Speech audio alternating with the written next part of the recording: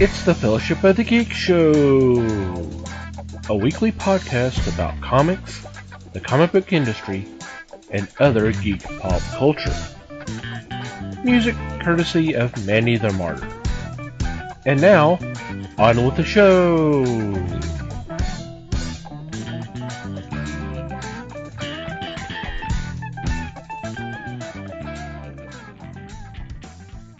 Hey there, everybody.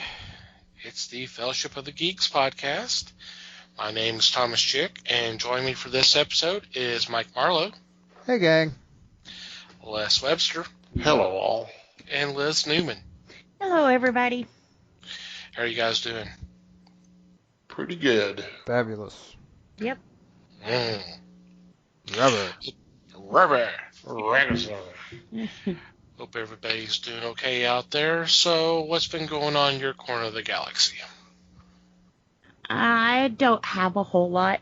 We had a long week, but yeah, Nothing fun. nothing fun. So, Fair enough. Yep. Alrighty. Okay, well, actually, funny thing is, I don't have a ton either, but I did actually just earlier today. This is I don't know. I won't go into details, so it's not too terrible spoilery. But as part of all the horror thing, I did a guest appearance on another podcast, which we recorded this afternoon. So obviously, I will pimp out lots of details when the time comes, but I will keep it under wraps for now. It was a hell of a lot of fun, I will say that.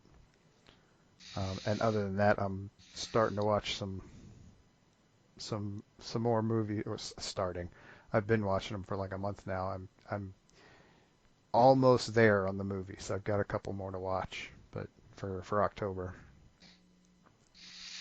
So, it's been kind of a long day for you then. A little bit, but that's all right. I'm good. We're good. Yep. That's cool. I started watching some films with Samara Weaving, an actress that was in Ready or Not. That was the first movie I watched, or I rewatched that one. Then I found two on Netflix. One was The Babysitter, which is pretty gory.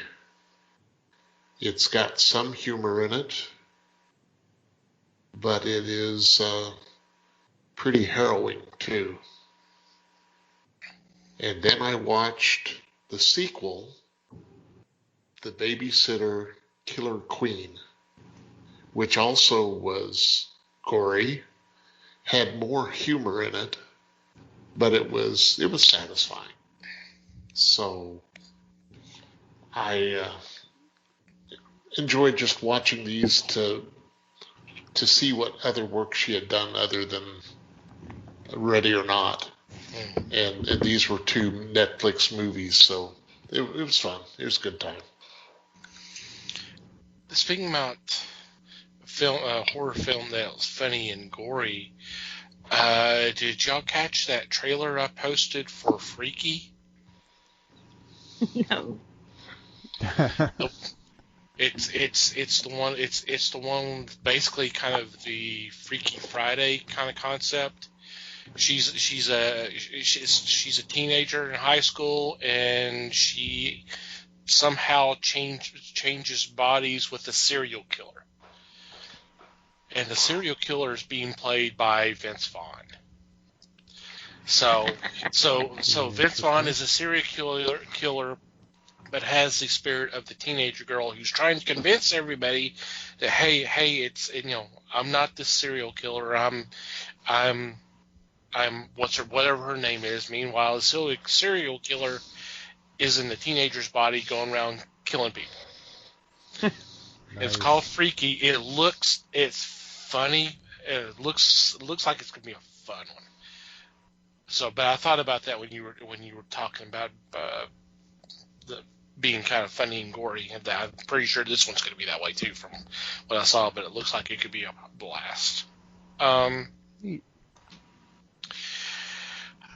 Yeah, I've been getting ready for horror month, and I guess at this point we can go ahead and reveal the subject matter or subject matters of our focus for horror month. We are examining some of the films that star Peter Cushing and Christopher Lee. Yeah. Yeah. Yay. It's gonna be good. Yep. It's gonna be good. I also discovered another channel on Twitch to also simulcast on the streaming website Vaughn Live, Chiller Theater, and we can put a link in the show notes. And it was kind of crazy because when I discovered it, they were in the process of doing vampire flicks from Hong Kong, which was an interesting experience. One of the films, which floored the hell out of me, it was from like 1974, early 70s. It's called The Legend of the Seven Gold Vampires. And guess who stars in this? Wasn't that Christopher Lee? No, Or am I Peter Cushing Oh, well, God, that's playing Van Helsing. right. And What a stretch. Right. So, it was a common. I believe they said it was also a Hammer film. So it was horror plus kung fu. It was very weird film. But then again, it was actually the one that kind of made more sense out of everything else that I was watching. But it's a really cool. So they're not playing just American horror films, that are playing international ones. So they've it's kind of neat to see that, because it's, that's not something I get the opportunity to see all that much. So it was kind of neat. Scott, have you ever heard of Vampire Hunter D? Yes. Yes. I think that's the only Japanese horror vampire thing I've seen. So that it was just kind of an interesting experience. And like I said, also getting ready for our horror month that's coming up here next couple of weeks. So I'm excited about that. I know everybody else is. Before we get into this week's discussion, I do want to point out that we do have a Discord. I've already made some references to it. You're more than welcome to come join us. It's been fun. The 3 or 4 months that we've had it up and going, it's been kind of fun. Some great conversation has been had, and of course that meme section's really getting used a hell of a lot. Oh, yeah. Not pointing any fingers at anybody in particular, Liz, but Hey, sometimes we just gotta laugh. oh yeah, That's what it's there for, too. that's what it's for. That's exactly what it's Absolutely. for. And it's been a lot of fun. It's been She hasn't been out of the house much, remember? Right. Mm. She has time to start going through, just Googling for memes and funny pictures, that kind of stuff. And it's okay. That's all right. Most of these are sent to me. Uh-huh. I would question they are. those people. There was one that was sent to me, and I'm like, yeah, I don't know if I can post that one. So, Well, then you're we'll probably just- right, if that's what you thought. Like my dragon one, I had to share to the group. Well, I tell you what, I may put it in our private channel and see what you guys think. But I think I made the right choice by not doing it. So, all right. For this week, we were joined by Gabriel Mendez, the owner of Red Pegasus, a comic book store here locally. and also by Shadow Wiley, who's co-owner of Carpe Diem Comics, also another local comic store. And we kind of had a round table discussion regarding the current situation with DC Comics and some of the decisions they've made, and just the comic industry in general. How are things going regarding with the pandemic going on, and the future of the industry and comic stores in general, and just really, really interesting conversation. I enjoyed the heck out of it, and hope you will too. So on that note, here is that roundtable.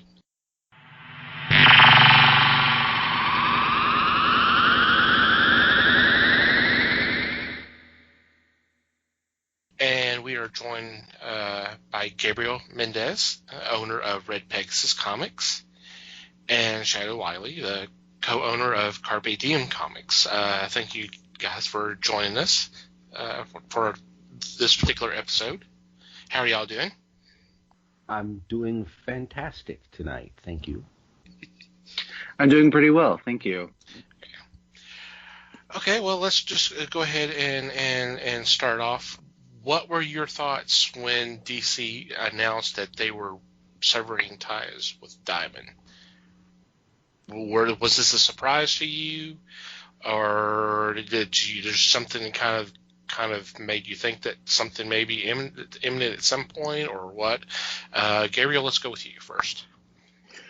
Well, I had heard some whispers for a little while, but I didn't really give it much thought, right? Because this was all happening at the start of the quarantine, and everything was kind of shutting down, and there were other things to worry about, and besides rumors.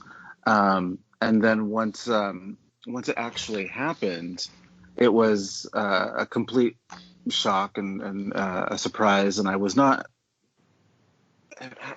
ready for that.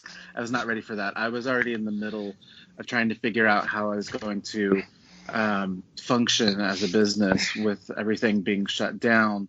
And then there was this curveball to our comics distribution. So I was, I was pretty unhappy with their decision. Still pretty unhappy with their decision. Yeah. Right. Yeah. Yeah.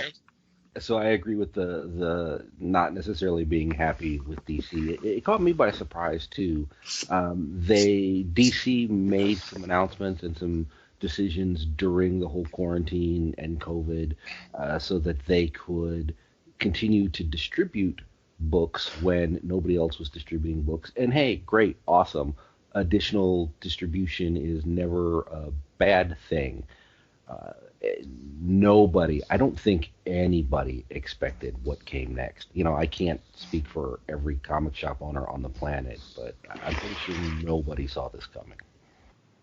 So it was a really huge surprise, and it sent us into some really heavy contemplation for a couple of 3 days about what we were going to do. Yeah, there was a bit of a frenzy in my store as in terms of how we were going to continue ordering, and what we were willing to invest in DC in the future, and turns out it's not very much. I absolutely agree. We actually sat down and looked at the numbers for our store, what we sold for DC, how many DC customers we have, what the dealing with a new distributor, what shipping is going to be like, and we actually made the decision to stop carrying new DC periodical publications. Wow. That's a tough decision to make, and it's one that we've had to make on a few titles as well, and it's always a little scary because you don't quite know what people are going to want. But it did feel a little bit like DC was removing a lot of their support for local comic shops, and I did not see any reason to continue supporting DC.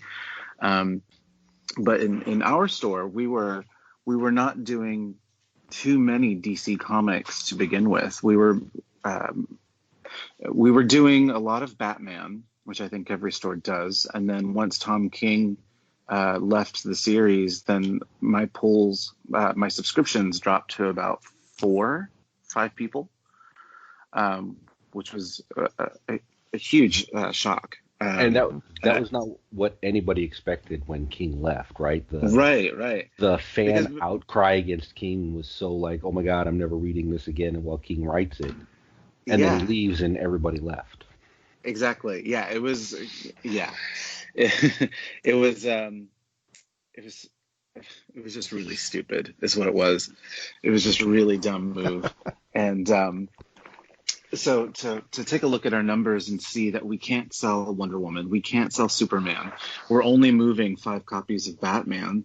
What else does that leave us? So it was a scary decision, but ultimately an easy one to just pull support for DC Comics.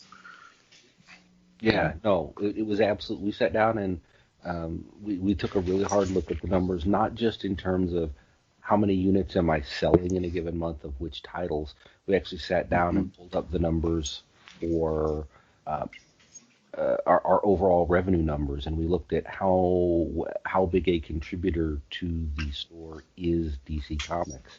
And when it got down to it, the percentage of revenue that DC brought to my store over the last 18 months was something like 3.5% of my total revenue. I have fired products from my store for performing that poorly. Yeah. So it was, once we had that number in front of us, it was a really easy decision for us to make. This isn't a product that is, in my particular market, a popular product. Every comic book store owner in the world has opinions. A commonly shared opinion, one that I have heard a lot, is if you can't move Batman, you have problems. Right. And I sell I sell no Batman, none, not off the shelf. I had like 3 subscribers, and that was it. And I was like, okay, well, I'm still doing brisk comic business. My store is such a weird outlier in the comics industry, because we're not just comics, we're games. And stuff, but I sold way more Marvel than anything, and then a whole bunch of various independents were performing better than DC. So I was like, no, it's not worth the headache and aggravation that this is going to bring long term to continue dealing with DC. Yeah, and we continued to. Sorry to cut you off there. Oh no, go ahead. We continue to bring in DC Comics for our subscribers, and that was a whole separate headache that we did not factor in, was how to manage this new distributor. When we've worked with other vendors besides Diamond in the past, it's usually a pretty smooth transition, whether it's working with Penguin Random House or Scholastic. Working with this new distributor, UCS, has been a total nightmare, and every week it's a fresh new hell, and not knowing what UCS is going to do with our books, and the other problem that we continue to run into is we don't get any support as a retailer from UCS in terms of how this actually works, right? How do I pay you? How do I give you money? How do I get my boxes? All of these answers came from other retailers rather than from UCS. And that's a really big disappointment and really shocking, right? It's really shocking. They want us to continue purchasing these comics, which is a large sum of money, but they won't give you any guidance. And how do I pay you? Shocking. Yeah. How do I pay you? I want to send you money. Do I need to send you a COD? Do I need to send you a check? Can I pay you with a credit card? What do I need to do? Because I want to send you my money. Right. There was never that. Go ahead. as so many companies make it so hard to pay them, it's ridiculous. But Yeah. the stories that I've heard from UCS in particular is just ridiculous.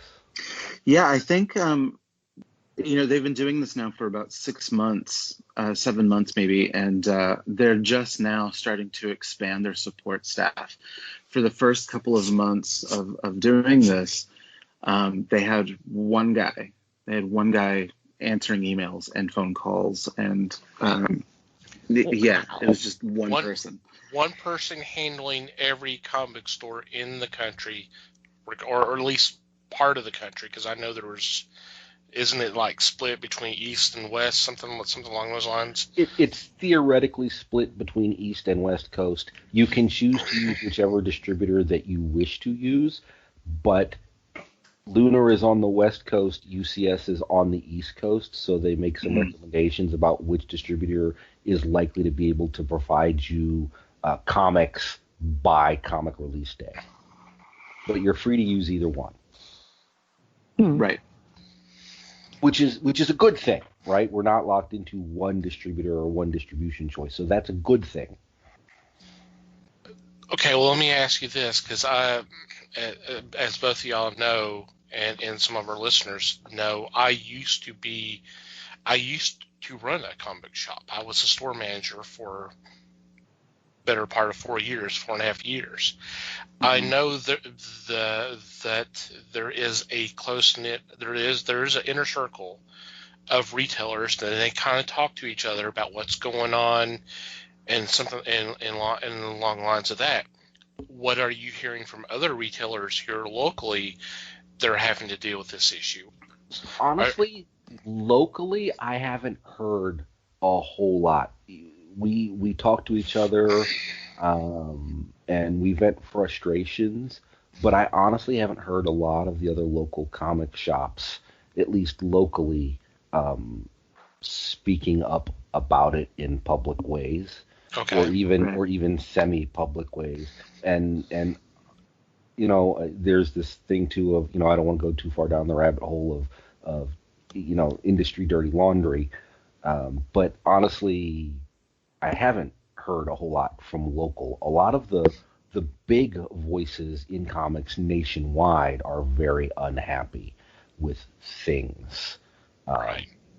Names that that guy who runs Coliseum Comics is definitely not real happy with things. I believe the word you're looking for is vocal. Yeah. Yes. And there are a lot of really vocal, and it's very interesting because there are a lot of people who are very vocally supportive of the new distribution. They keep highly complimenting the new process. My books come, they're not damaged, they get here on time, every time, they're well packed. I love it. And Slamming Diamond, the company that has been around for forever, that every comic book store in the world knows and loves, and other people are just like, my experience with these new guys has been terrible. I never get my comics on time. They're always damaged. They don't seem to have a good process for handling damaged product and return product. They don't respond. They don't tell you what's going on, like Gabriel was talking about before, just trying to figure out anything. How do I pay you? How do I send these returns back to you? How do I get replacements for my damaged stuff? It's like pulling teeth. Yeah, in fact, I'll be honest with you. I don't know how to do reorders. No one's ever told me how. The website is not very clear. There's nobody that will return my emails. I don't know how to do reorders for DC product. So you're not alone. Other retailers don't know that. In fact, what's the word I'm looking for? There's been a lot of discussion about, can you even do reorders? Do they have stock to do reorders? And people are asking that question a lot because they're not getting replacements for damages. If you don't have replacements for damages, you certainly don't have extra stock to do reorders. And Yeah. maybe that's a DC issue, not a distribution issue. Maybe DC is looking at, hey, we got all these orders in. We've got, 100,000 orders for Batman this month. We're printing up 100,012 copies. So we're going to send out those 100,000 that are ordered, and we're going to have 12 to handle damages and whatever. They may be just not printing a sufficient amount. I don't want to say sufficient. They may not be printing comics in the quantities that they were before to handle damages and underages and things like that. Right. So that may not totally be on distribution. I don't know. I'm not privy to what's happening, in the behind the scenes at DC. Yeah, and the DC support page that was available to retailers on Facebook has since shut down and is no longer taking questions. So Wait. That was a Friday announcement, wasn't it? I believe so. I believe it was, yes. Yeah. It was. The running industry joke right now is it's 5 p.m. Friday. Where is DC going to kick me today? Yeah. Right. Because for 3 straight months when all of this started, it was just like, here's your Friday email. Boom. Hey, you're already down on the ground crying. We're going to kick you again. Well, the announcement of them severing ties with Diamond, that happened on a Friday. It came late Friday afternoon. And not only did it come late Friday afternoon, it says, hey, we're severing ties with Diamond. It's 5 p.m. Pacific time on Friday, which means it's 7 p.m. Dallas time, 8 p.m. Eastern time. This week is your last FOC with Diamond. Yeah. You've got 3 days. It's Friday. You've got 2 more days to order your comics, and that's the last set of comics you will ever be able to order from Diamond. Yeah, that was a gut punch. That hurt. I mean, that was a huge gut punch. It wasn't just that we're getting rid of Diamond. It's, oh, yeah, we're getting rid of Diamond right now. Now, yes. Diamond will continue to have trades and collected editions through December or until they run out, whichever comes first. But monthlies, you are going to have to go visit Lunar or UCS. And I think Lunar and UCS got overwhelmed. Yes. They had some people sign up earlier in the middle of quarantine when DC announced that they were going to use them to get books out when nobody else was shipping. Some stores signed up with them and were in the system and were getting comics. And then Friday, DC makes this announcement, and over the weekend, like 2,000 stores are trying to sign up and make accounts in the space of 48 hours, and it just was a poor experience for everybody. Wow. Stores were not hearing back from the distributors, and then they'd find out they have an account. They could go log in. They can see everything, but nobody's ever told them. Right. There was no instruction. Yeah. Wow. So it's yeah. I mean, people can say what they want about Diamond, but when we first opened Diamond, they had dedicated representatives that pretty much held our hand through the ordering process to make sure we knew how to accurately do it. Yeah, for the first 3 months, you get this dedicated support rep who calls you every week and talks to you and answers your questions and helps you through technical issues to the best of their ability with the system. Speaking of weird sort of digression, Gabriel, are you guys on Comic Suite or are you on a different system? We're using Comic Hub. Okay. So you had this dedicated account rep from Diamond for 3 months, and it was great. They were responsive. They were there. They answered questions. They were quick, and everybody says Lunar and UCS just don't have that infrastructure in place. Right. Lunar or UCS, one, I don't know because I don't buy from either of them, and I just see what other people are posting, and I sometimes merge the two together. One of the companies no longer even has phone reps. Everything is a support ticket. You cannot call them with an issue. You submit a support ticket through their online interface. Dang. That's not good. No. And even, to be fair, right now, even Diamond has a lot of that going on. They are understaffed because of COVID. Between their warehouse workers, not being able to work in the warehouse. Their office staff are doing a lot of warehouse work. They just aren't at phones all the time. So they're like, the best way to get answers to anything right now is to either email us or submit a support ticket. And we would prefer that you submit a support ticket. I prefer brick through the window. I mean, Right. There's my note. there you go. There it is. So it's been very frustrating. I mean, this whole thing, COVID, has been very frustrating for so many reasons. Disruption in the supply chain has been a huge factor because it's not just the comic side.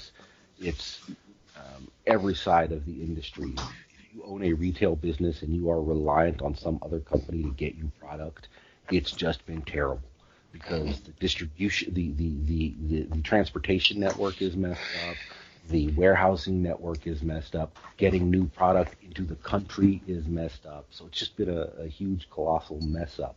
But DC is getting a lot of the brunt of people's complaints right now because it just seems like they are completely and totally oblivious to what's happening in the country, and they are making these decisions in a vacuum. And this is what we're going to do. And that's how we're going to do it, and this is the way it's going to be, and we're going to tell you about it 2 days before you need to know. It's like they're okay. Well, we want to do this, and they're not thinking about the big picture. That okay, well, we're pissed off of how Diamond handles things, so we'll just do this, and they don't think about. Just like everything you've been explaining about the whole reorder process. It's so stupid. You have to figure out how to pay these people to get your product. That doesn't seem like that would be a really difficult thing, but hey, It's whatever. it's like they came into it forgetting that Diamond is really the only distributor. And they're like, oh, this other company can do it just fine. They distribute stuff, but it's not the same. It's not. And it's like they didn't even bother to think about that. Yeah. There was no thought behind any of this, except for the fact that they just wanted to, for whatever reason they wanted to do it. Let's just go ahead and do it. Right, and then okay, so we're going to switch to a new distributor. We're not going through Diamond anymore, and then very next week it was, oh hey, and by the way, DC Comic release date is Tuesday, not Wednesday. Yeah.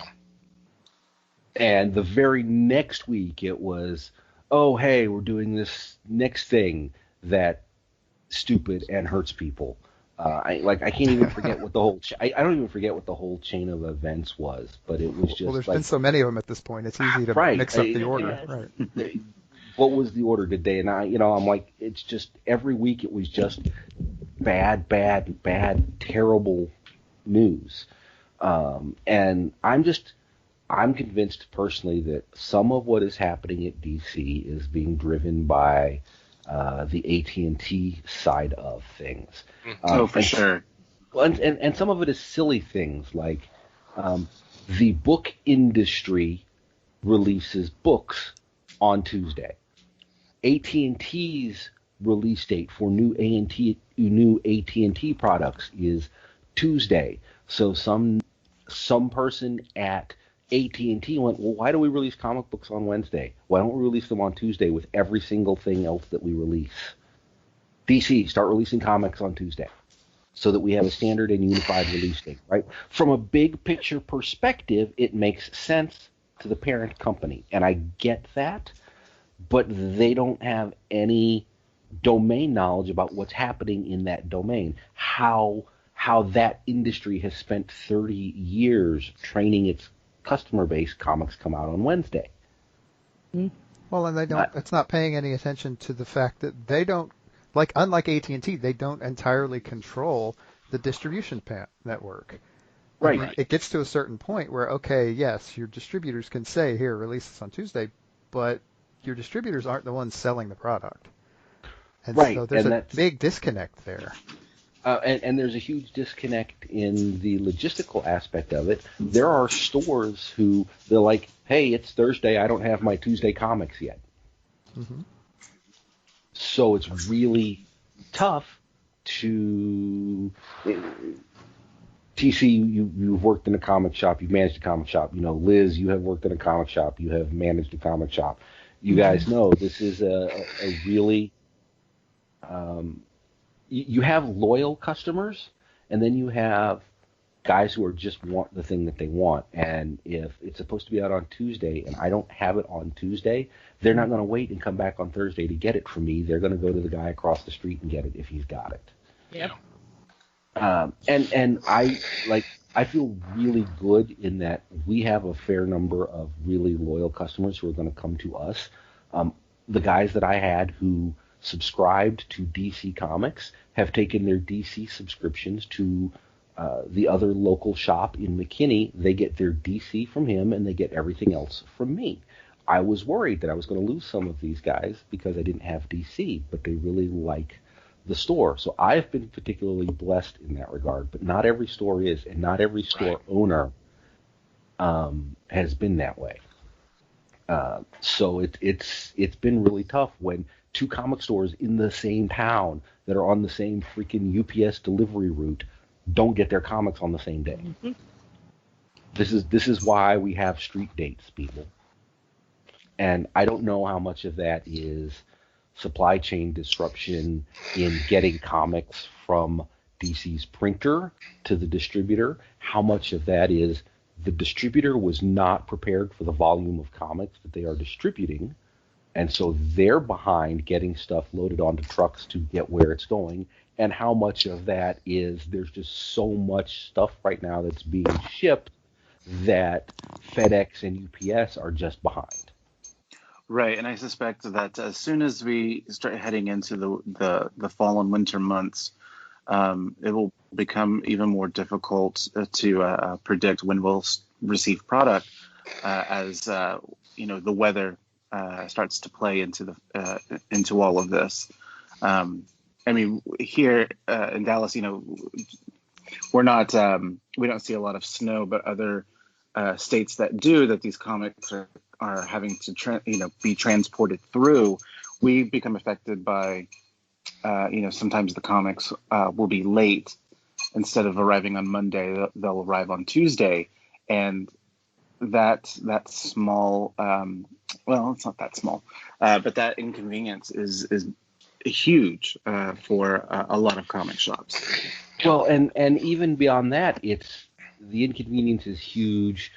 If you're a big, I'm a little shop. My wife and I handle everything. We don't have employees. I get new comics in. We pull the comics. I sort the comics. I do the weekly pulls. I do all of that. But if you're Mile High Comics, I don't even know if they have a physical store anymore. If you're Coliseum Comics, if you're Brian Hibb out in California, and you're the kind of store that is ordering 500 copies of a particular comic, and it's Tuesday, comics show up on Tuesday, and you've got your entire staff on hand to sort comics and do pulls, and comics don't show up, you have to pay the people for the time that they were there, so they've cost you payroll. Now you have to schedule them to come back the next day, assuming you're going to get the comics the next day, and people have lives and people work regular schedules, and you may not be able to get everybody there the next day. Yeah. So now you're working with a partial staff to do everything you do, so it takes longer. It costs you more money, more time, more resources to get the same job done. So it's not just an inconvenience. It's a huge time and money sink. And it ends up hurting stores in ways beyond, I just don't have comics on my shelf on the day they're supposed to be on my shelf. Right. So it's just crazy, and neither publicly, and when I say publicly, I mean in terms of the methods that we as store owners have to communicate with DC and with Lunar and with UCS. Publicly, they're not very responsive to the needs that retailers are expressing, even the retailers who are nice about it. I understand when some angry store owner starts yelling at you in Facebook, how you might not be inclined to want to respond to them at all, let alone in a timely and effective manner. But even the guys who are being polite and who want to make the system work and who are trying to support DC don't get answers. Yeah. And again, I don't know where the breakdown in communication is. I imagine right now there's a lot going on at DC with 30 executives and editors and publishers in the process of being laid off at the end of the quarter. That they're all scrambling to teach people new jobs, and they're all scrambling to learn new jobs, and they're all just trying to exist in their day-to-day world. And, oh yeah, we have all these questions from retailers we have to answer. We'll get to those tomorrow. Like, we're not a priority for them right now. And on one hand, I understand that. They're all struggling to exist in an entirely new world that they weren't in 3 weeks ago. But on the other hand, they're completely ignoring the people who sell their product. Yep. So they're making it hard to sell their product. Yeah, so my take on this whole situation, especially after the announcement that there would be all of these layoffs throughout the WB,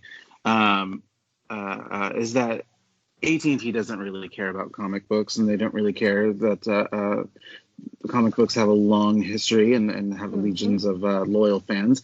That's not their concern. Their concern is the bottom line. How much money is comics bringing in, and how much money is being spent on making comics, and comparing those two.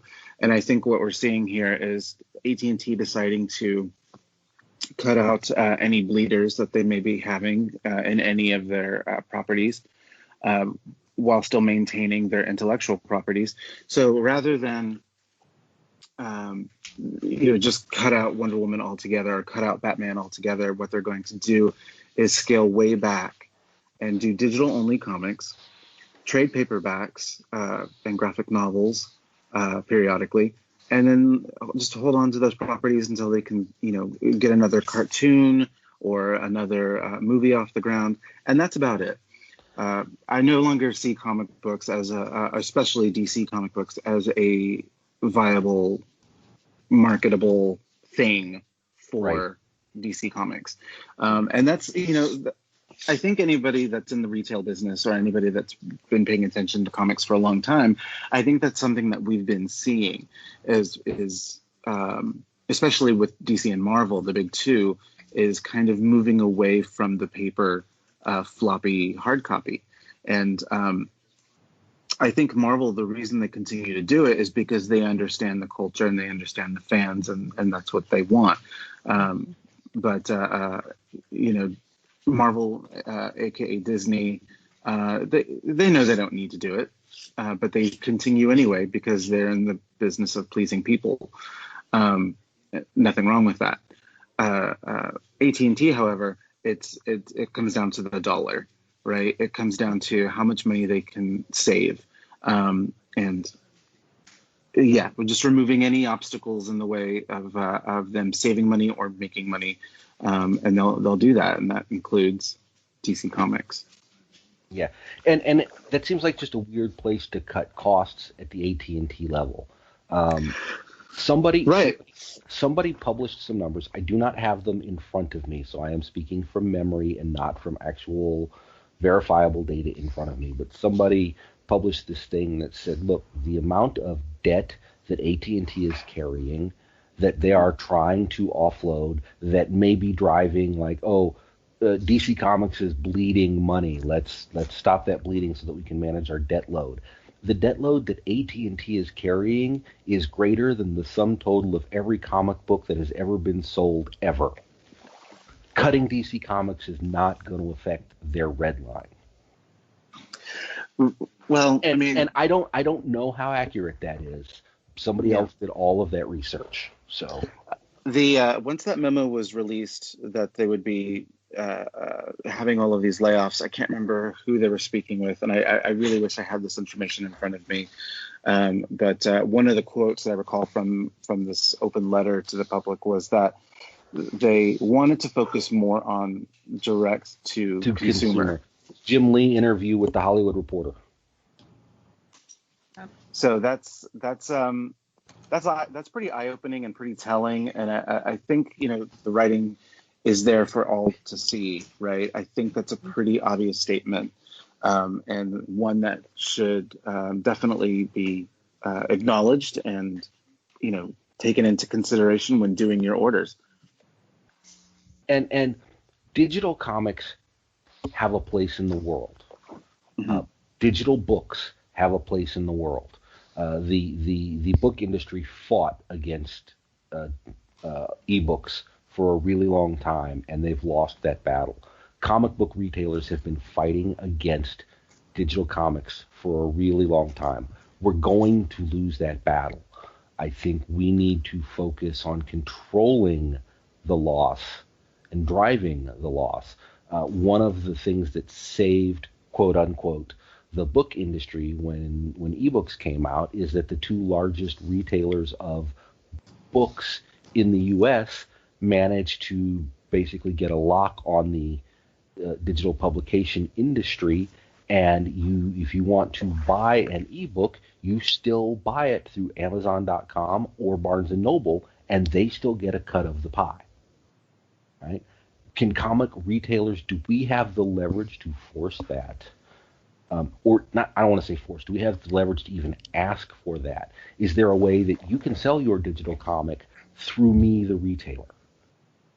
Is there any benefit for DC and Marvel to do that? I don't think so, but I want to say in the early days, I remember when I was, still buying my comics from a local comic shop here in Dallas, that you have that little digital tag in the comic. And when you would redeem it, it would ask where you got your comic, like where did you get your physical comic? And I want to say that place, that store, would get a percentage, or they would get something out of that deal. Nice. Nice. That is I can tell you for sure that is no longer the case. Whatever Right. plan that was is no longer implemented. Yeah. But yeah, in the case of digital comics, right, the way that we have approached it is, are digital comics cheaper? Yes. Are they more convenient? Yes. In certain cases, are they cheaper? But what you're not going to get from digital comics is the atmosphere, the environment, and the conversation that you're going to get in a physical store. So back in November of 2019, we made the decision to really scale back on how many comic books that we carry in our store. And we've done primarily trade paperbacks, graphic novels, manga, with just a hint of comic books. And that hasn't hurt us at all. And the reason, I think that is because people can still come in, they can get a complete story, or a volume 1 of something, still support a local business, still engage in comic book culture, and not have to worry so much about the physical single issues. So whenever somebody says, I already read this digitally, and they always say that with like a bit of an apology or apologetic tone. Like, I get it. I totally get it. That's how I do my movies. That's how I do my books. So I understand. But one thing that digital comics will never replace is this interaction. And that's really kind of, for us, where a lot of the money comes from is the environment, right, the atmosphere, the experience. Experiential sales, as we call it. It's the customer can walk in and they can look at a shelf, and I mean, we've all been in a comic store. You walk into the shelf and you look at this wall of comics, and it's just this array of color and image. And Right. if you've never been in before, and I think that's a thing that we as retailers don't think about often enough. If somebody has never been in before and they look at this wall, they have absolutely no idea where to start. Right.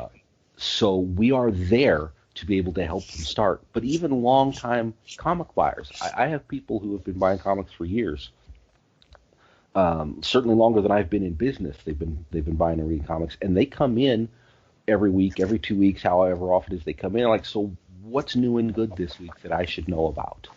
Yeah. And they don't necessarily even mean what's new from Marvel or what's new from DC. It's, I've been buying comics from you for 2 years now. You know the kind of things I like. What's new that's in my wheelhouse? And I can walk over to the shelf and say, this is out, or this is out, or this is out. Mm-hmm. That is never going to go away. That need, that interaction that we provide, whether we're selling periodicals on a monthly basis or whether the industry as a whole moves to the Shonen Jump model where everything is digital and the stuff that's popular digitally then gets printed into a collection, people are still going to want to come in, hey, what's new on the collection shelf this week? Mm-hmm. So that's always going to be there. And that's where retailers have the ability to shape the conversation. That's where retailers have the ability to continue serving their customer base and their community. And I think, and I hate to speak ill of other comic shops, but I think there are some shops selling comics for 20 and 30 years. And let's be honest, the comics industry, the way it is handled, the technology, the way stuff is published, hasn't changed in 30 years. Yeah. It's still very much the same mindset from an industry standpoint as it was in the 70s. And I think there are some stores who are just never going to be able to adapt because their customers come in and know more about the comics than they do. They rely on a customer coming in and say, hey, I want this, and this month. And they write down the number and they put it out there, and they don't spend enough time doing the research. Is this something that I can bring into my store? Certainly there are plenty of store owners who do that. But I think that there are just a lot of guys who've been around for forever who it's easy to get locked into a routine. It's easy to think, I've been doing this for 30 years. I know what I'm doing. I have a system that works for my store. I don't need to continually reevaluate whether what I'm doing is still relevant. And Right. those guys are going to go away. One of the reasons I think the move to digital comics is actually important is the society that we now live in. The people who we need to get interested in comic books right now today have spent their entire life with a digital device in their hand. That's just the world we live in. We all walk around with a cell phone, a smartphone in our pocket. We've got the internet at the touch of our fingers. We've got tablets. We've got tiny little laptops. Everybody is on digital all the time. And I think it's important that digital comics exist to get people there. But like physical paper books, I think it is important that physical paper comics continue to exist, even if it's not the monthly periodical format. If it goes straight to the collection and I get 3 trade paperbacks a month instead of 12 individuals a year, that's still a good model. People can work with that. Mm-hmm. Yeah, I mean that's where being a salesman comes into play, right? That's a big aspect of your job, is being a salesman. With as many advertisements as we see for Comixology or for whatever DC app is available, I usually see that as an opportunity to start pushing things that people have never heard of. This is a good opportunity to push the indie books. Anything from Boom Studios or Image Comics, or IDW, any of those are good opportunities to get people onto something new and to make them aware of things that exist outside of DC and Marvel. Yeah, comics aren't just for superheroes anymore. Right. So whenever somebody comes in and they start talking about how they get their books digitally, that's usually, those are keywords for me to know to turn on the salesman charm. That's usually when I know that I have to work at pushing things that they've never heard of, that they didn't know existed, and that's probably one of the more exciting aspects of my job. We've been doing this for 2.5 years now. We're Mm-hmm. a relatively new store, right? But at 2.5 years, I still get this really happy, glowy, awesome feeling when somebody walks in and, like, I've never been into a comic book store before. I want to come in, and they walk out with something. Yeah. Whatever it is, it could be, you know, a dollar comic from DC or a True Believers dollar comic. It could be the latest issue of whatever, or the number one issue of this thing that just hit the shelf. I'm always like, yes, we've got another one, you know. Right. And I love that aspect. That's what makes all the headache that go into this job worth it a lot of the time. For sure, yeah. So that's fun. I think we have, like, we're talking all about comics, but I think we've kind of gotten away from DC a little bit, maybe. Yeah, we've derailed the conversation. Well, and the reason I say that is, as we were talking, my brain was going back and like, okay, so what are some of the other crazy, silly things that DC have done? And I had like 3 of them lined up in a row, and then we kept talking, and so now I can't remember what I had thought of that DC had done. The distribution, we're dropping Marvel, we're firing people, the digital first. Batman Day. Batman Day. Yep. Yeah. That was, I mean, okay, sure. It's a little thing, but again, it's kind of like a kick in the teeth. Batman Day, come celebrate, get cool Batman stuff at Walmart, Target, Kohl's, your local Walgreens. Yeah. And no mention at all of your friendly local comic or game store. That's an AT&T move. Mm-hmm. Yeah. No, it really Well, and is. then they wanted to blame the virus. Is virus not at Kohl's and Walgreens and, you know, It's all those not, other didn't you places? know? Well, and so this was pointed out to some of the executive leadership at DC, who, I will say this, for all of the problems that DC has, for all of the poor decisions that DC has made, they keep their executive leadership accessible to comic store owners in a way that Marvel doesn't. You will never find a vice president from Marvel on a Facebook forum with retailers, and certainly not carrying on a dialogue with them. DC does that. I give them that credit. They don't listen to us, Yeah. but they have people there to carry on a dialogue. So this was, hey, you guys didn't mention local comic, your friendly local comic book store, and a VP from DC came back and said, you know what, guys, you're right. That was an oversight. It was on us. We will fix that in future releases. Yeah. So they have to we're keep gonna- putting their execs out there to apologize for the dumb shit. Right, that they yeah, no, and do. it's crazy when you get people like, and he's never done it himself, but it's a name that people know. When you have Jim Lee on a Facebook forum going, yeah, I'm sorry guys, we messed up, that's a huge thing. That's not what Jim Lee needs to be doing, right? And it's the same with these other executives that they have that are doing the communication. That's not what they really need to be focused on doing, but it is what they're doing. And then they turned off the DC Facebook group, which, you know, hurt. It was a kick in the teeth. But again, Marvel's never had one of those where they kept an open line of communication with us. And I won't lie, DC was taking a whole lot of abuse on their own forum from store owners.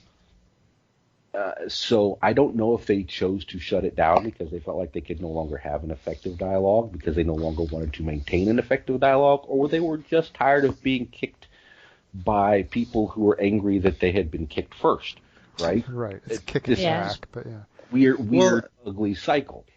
There's an element here where, like, with Disney/Marvel, it's a here's what we're doing, live with it, love it. If you don't, too bad. This is the thing that we're doing. With DC, they made an attempt to say, here's what we're doing. What do you think? And that's where trouble started to creep in.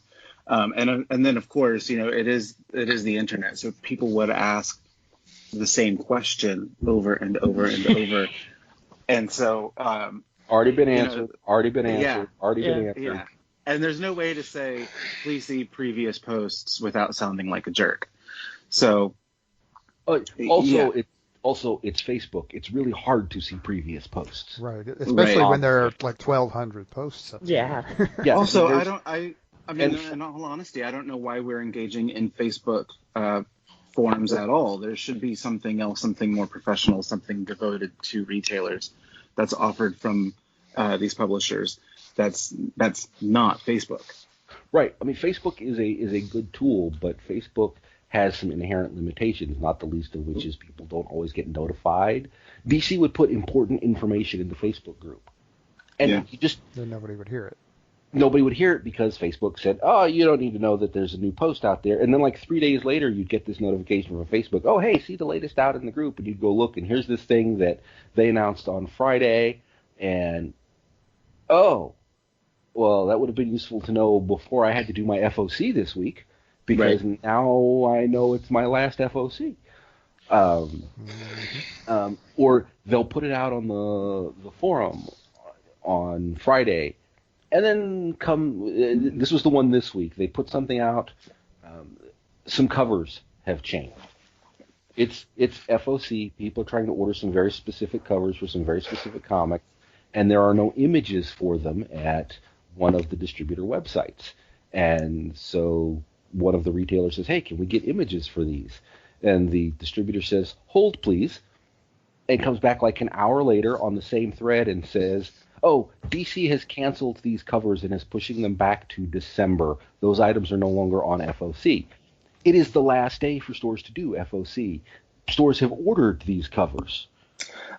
Oh, that and reminds me. Now they're not there. And so we discovered this on Friday. The communication goes out. It's happening on Facebook. Today, Sunday, the day that the FOC has to be done, DC sends out an email to all the retailers going, "Oh, by the way, these covers are being moved to December. You've got like 3 hours before your orders have to be in."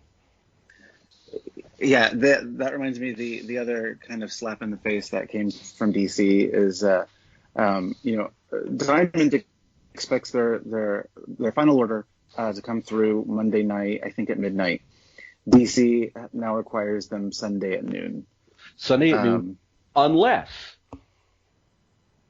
there is a holiday on Monday, in which case your FOC must be done by Thursday at noon. Thursday. So that DC can have a nice, long, lovely weekend, but you won't get your comics on time because they're coming from a company that also didn't work all weekend, and so they get back to the office on Tuesday and start shipping out your comics that are supposed to be in your shop on Tuesday. Yeah, that was a surprise. Yeah. So Thomas, Yes. go ahead. I was gonna say. So what other questions you got? Yeah, that's one question. No, I'm kidding. Well, do you guys have any questions y'all like to ask? Because it seems like I'm the one that's been asking. Well, I kind of wanted to expand on something that they said. To me, as a consumer, and like I said, we've all been in the comic business in one hand or another. I wish to God, for one, I had the experience with Diamond that you guys had, but I won't go there. I'm sorry. I've heard about your experience. Right. It was bad. The things you guys are saying about Lunar was my problem with Diamond. Like, no shipment with DC or Marvel in it. That kills a store, quickly. But and look, I don't want to make Diamond out to be like some sort of saint. Diamond has plenty of issues right now.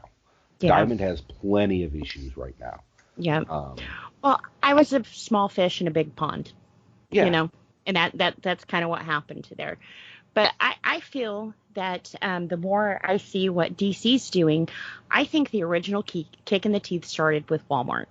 And we can go back to previous shows, and I insistently said that it was death to the comic book stores because they're finding ways to get their product out there without a middleman.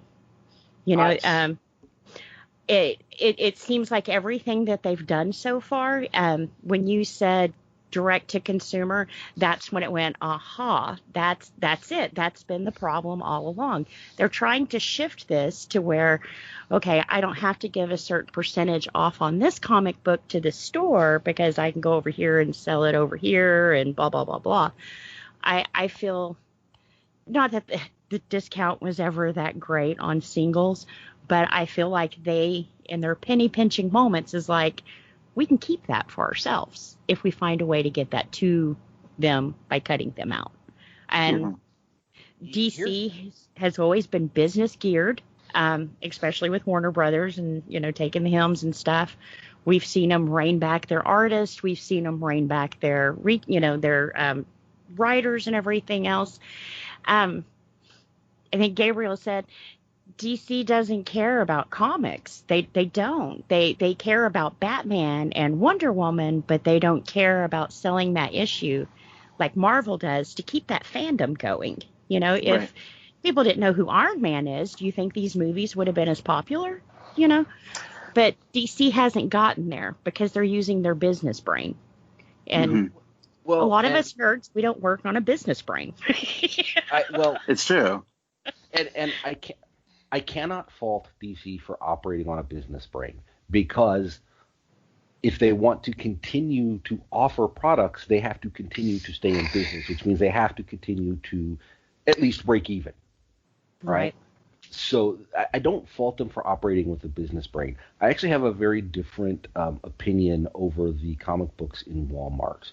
I think it's a great thing. I think the more comic books that we can put in places is a great thing. And I say that because when I started reading comic books, I didn't have a friendly local comic shop that I went to. I went to Circle K and picked up comics off of the newsstand at Circle K. I went to drugstore, Walden Books. I got comics off the shelf at a drugstore. And then I spent a couple of years reading those comics going, oh, look, I can do direct mail order from Marvel, only $20 a year for 20 issues of my favorite comic. And for a couple of years, I had comics mailed directly to me. And then I discovered the comic shop. And I would never have discovered the comic shop if I hadn't stumbled across a copy of Transformers #1 at Circle K right up at the corner of my street. I think having comics in Walmart is a good thing. And when they started doing it, it's not true today. It was true 8 months ago. What you found in Walmart for comics was a blister pack of 4 comics that had been sitting in the Diamond warehouse for a while and hadn't moved. So DC took some of that back, blistered it up, sent it to Walmart to put it in front of people at, $4 for 4 comics. And I think that's cool. That was a good thing. Now they had their whole, we're going to do some exclusive things for Walmart. We're going to put some comics in Walmart that you can't get at your comic shop. Okay, I'm still a little okay with that because they're putting stuff out there, but it's still going to be limited. I had a completely different company, a completely different industry. It's on the game side. One of the game companies that we work with released a product that was going to Barnes & Noble. Barnes & Noble. Why are you going to send a tactical tabletop war game to Barnes & Noble? Because they're known for their games, don't you know? Right, they're known for games. And this is what came back, right? This was the explanation I got, and I hadn't thought about it this way. What they sent to Barnes & Noble was a standalone game. Barnes & Noble was not getting any expansions. They weren't getting any additions. They weren't getting anything else. They were getting this standalone box. And if people liked it and they wanted more, they had to come to my store to get it. Yeah. And they might never have discovered it if it hadn't been at Barnes & Noble. Comics is the same way, right? So Walmart gets some exclusive comics that the direct market can't get, that I as a store can't get. You know what? That's fine, because those comics aren't from my market anyway. And that's a whole weird thing to get into, right? Like, my market is every person on the planet. Not every store thinks that way. My market is every person on the planet. I want to get every single person on the planet into my store buying my stuff. I don't care if they've ever read a comic book before or not. I don't have a market that I like. I try and market to 18 to 20-year-olds between $30,000 and $50,000 worth of income in their pocket, which is the way, DC and AT&T look at marketing. I want everybody to come into my store. Everybody is a potential customer. I don't care. And if they find something at Walmart and they like it and they want more, but they can't get it at Walmart, they have to figure out where else to get it. So that helps to bring them into my store. Right. So I was okay with Walmart getting comics that I couldn't get.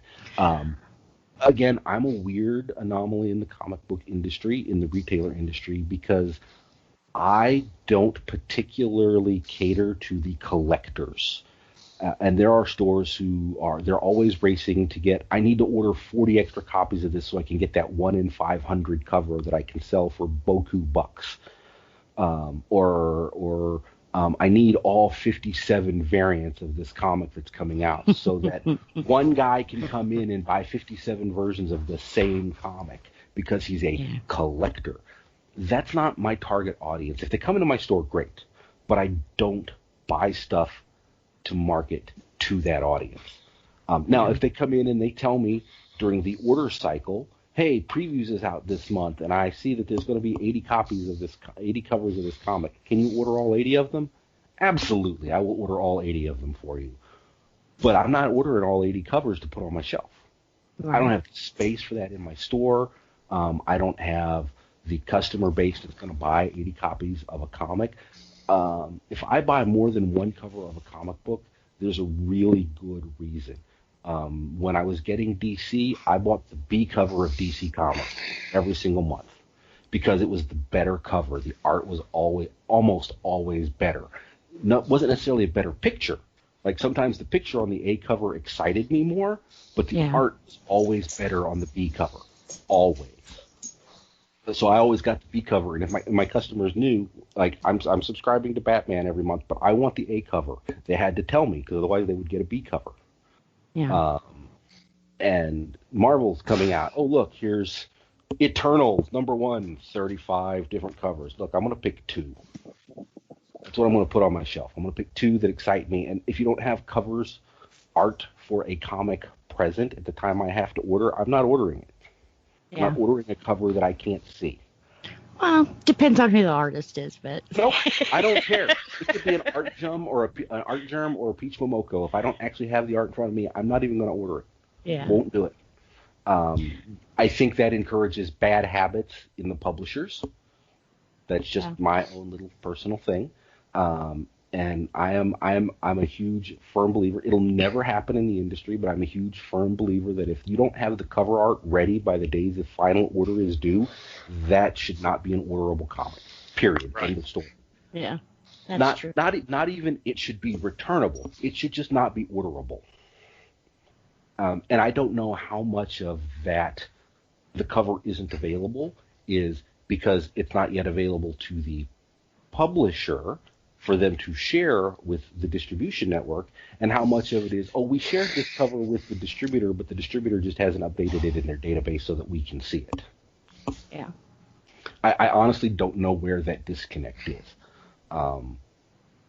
Sometimes you can find the cover art out on the internet because the artist will be like, hey, I drew this cover. It's going to be on this comic coming out this month. Oh, look, that's what they're talking about in this line item where I don't have a cover. But not every artist does that. Not every artist wants to do that. Right. But I still can't see the picture, so I'm not ordering that comic. So great. And that's what I mean when I say I don't serve the collector market. I'm not interested in the guy who comes in and wants to buy 50 copies of the same comic. I will happily sell to him, but he's not who I'm marketing to. Yeah. That was one thing that always aggravated the hell out of me when I was trying to do orders was the variant covers and like you said, as of FOC, which for those who are listening or don't know what that means, that's final order to cut off. So that's when we have to actually have our final numbers of that we're ordering, saying we want that number of books. And it's locked in. You cannot change it. Yeah, you cannot change it after that. Which also, for clarity, how many weeks ahead of time is that? 3 weeks. Usually 3 weeks. 2 weeks.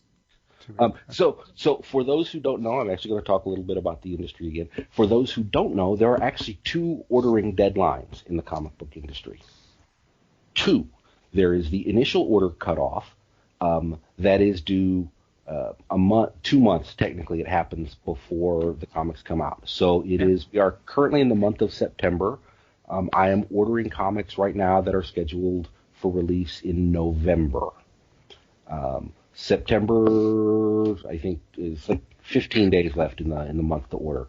I put that number in, but it's not a fixed number. I still have some amount of time left to change it. And then about 3 weeks before the comic is scheduled to actually hit the shelf, then I have to do the final order cutoff, and that's when the number becomes unchangeable. So for some books that I'm ordering right now in September, if they're scheduled to come out in early November, that final order cutoff will actually be October 1st.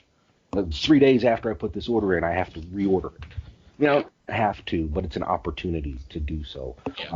A lot of stores operate only on the final order cutoff.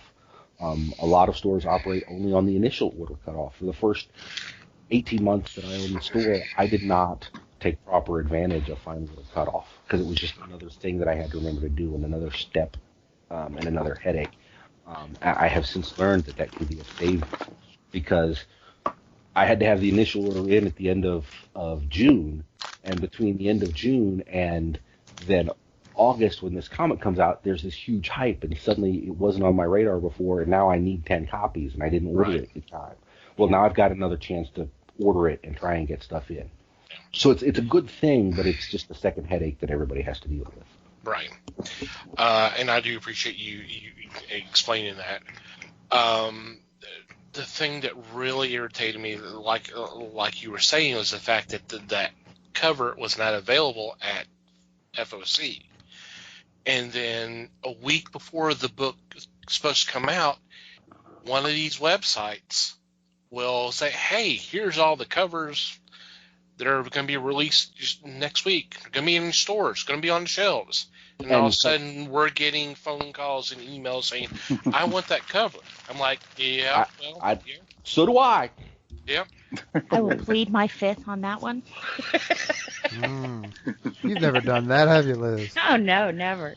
I would like that cover, too. Unfortunately, I don't have that cover coming out. I'm sorry. It's just, yeah. It was so aggravating. And you talk about hype. That's another problem with those websites, is that, hey, coming next week, this book's coming out, and this is what's gonna happen, and all of a sudden everybody's interested, and you're caught short-handed. You're just like, okay, no one asked for this book. Now all of a sudden everybody and their uncle wants it. I'm like, yeah, I don't have any other ordered except for, the one or two people that asked about a month or so ago. Yeah. Right. And it's tough as a business because you have to train your customer base to know what to expect. Yeah.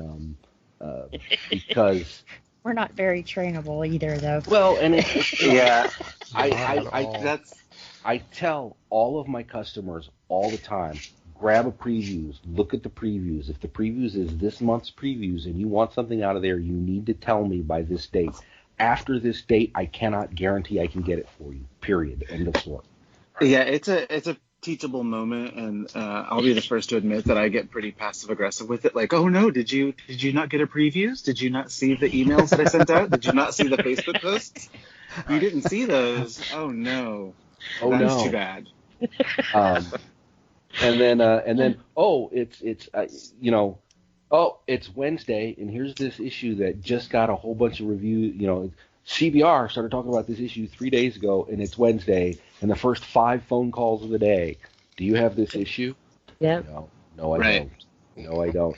And you just know the next 3 days is going to be people calling about this issue that you don't have, and you're either kicking yourself for not getting it, or you're kicking somebody for hyping this issue a week before it comes out. If I'm kicking anybody, 4 weeks. Yeah, if I'm kicking anybody, it's not myself. It's the customer for not.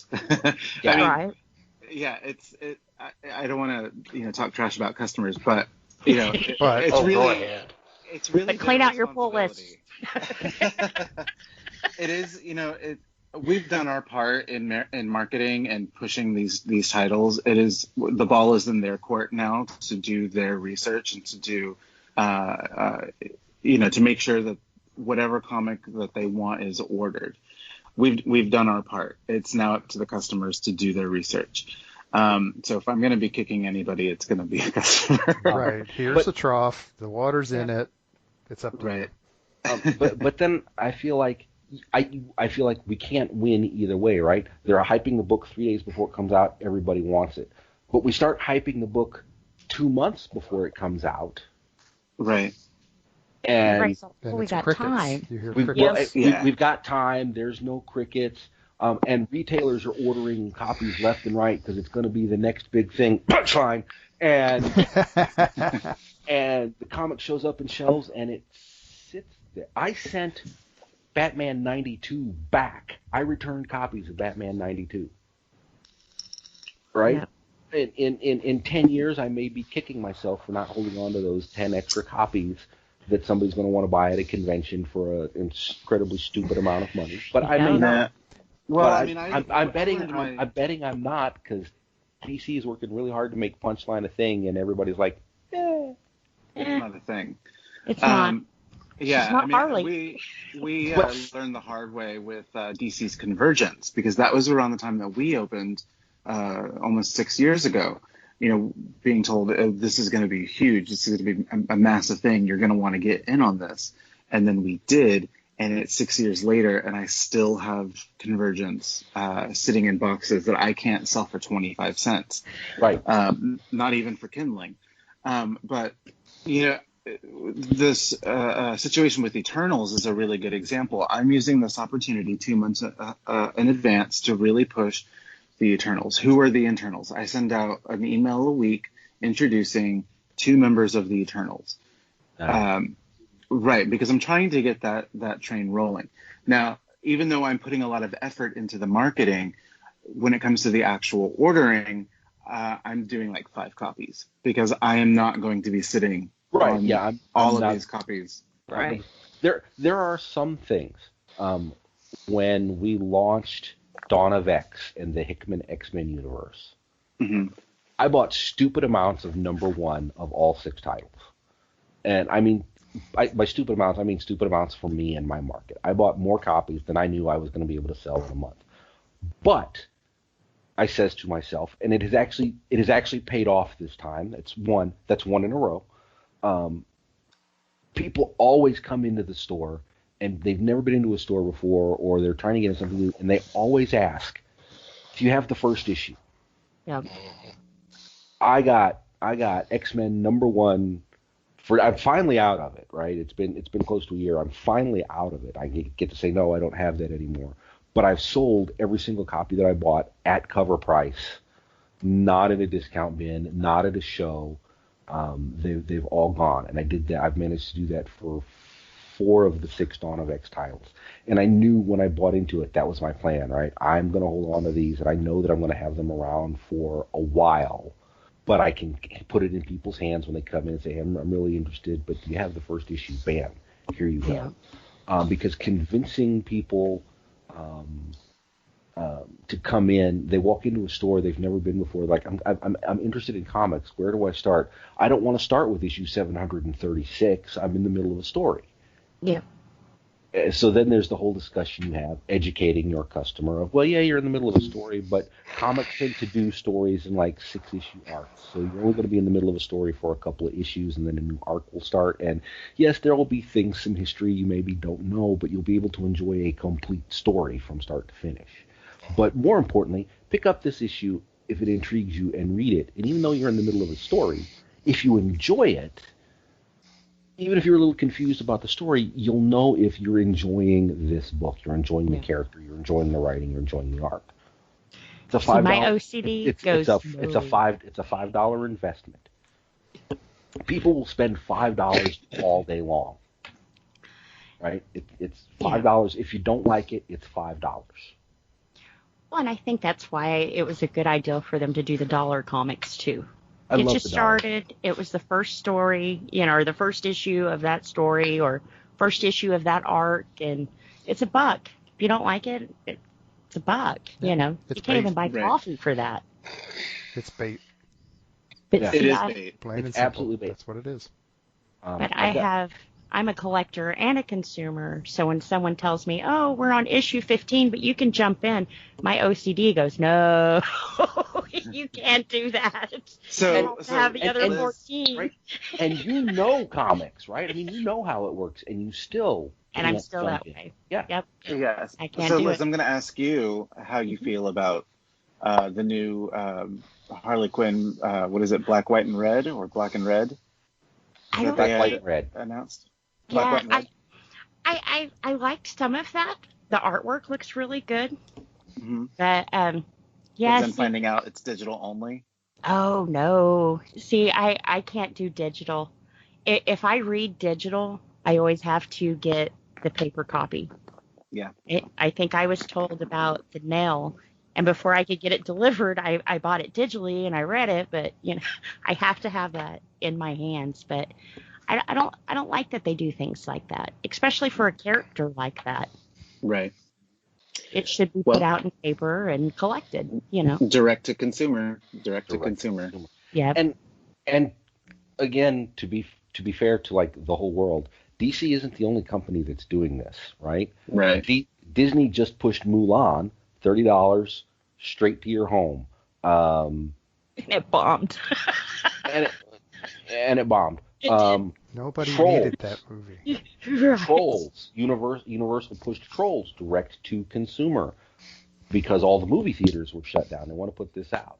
Yep. And I think we're going to start seeing more and more of that. We have the infrastructure, we have the capability in the world to start doing stuff like that. And there are people who want that market. There are people who don't want to go to a movie theater and watch a movie, whether they can't.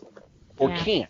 But I mean, even whether it's they can't because of some reason, or they just don't like crowds, or they don't want to take the family of 6 to the movie and buy 6 tickets and popcorn and all of that. $300. And spend $300, right? $30 is a great price. Watch it in the privacy of your own home. You can pause it to go to the bathroom so you don't miss anything. I think we're going to see more and more direct-to-consumer stuff.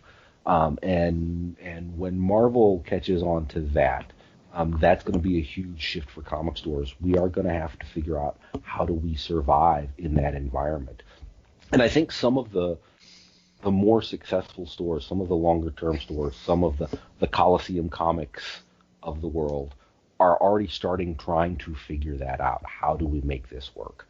And we've got to be working on it now. Yeah. It may not happen for 5 years. It may not happen for 10 years, but we start working on it now, and we are prepared when it happens. DC, it's going to happen before anybody else. It will. One of the questions when TC asked for questions out on the Discord, I think one of the questions that I put out there was, where do you see DC Comics in 2 years? And I'm like, I don't see DC still being in print in 2 years. I will happily be wrong about that, by the way. Will happily be wrong about that.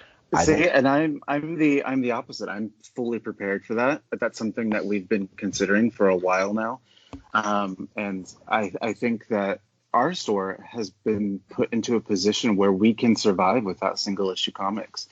Because that's it just seems more and more apparent, despite the virus, that this is the way that things were going.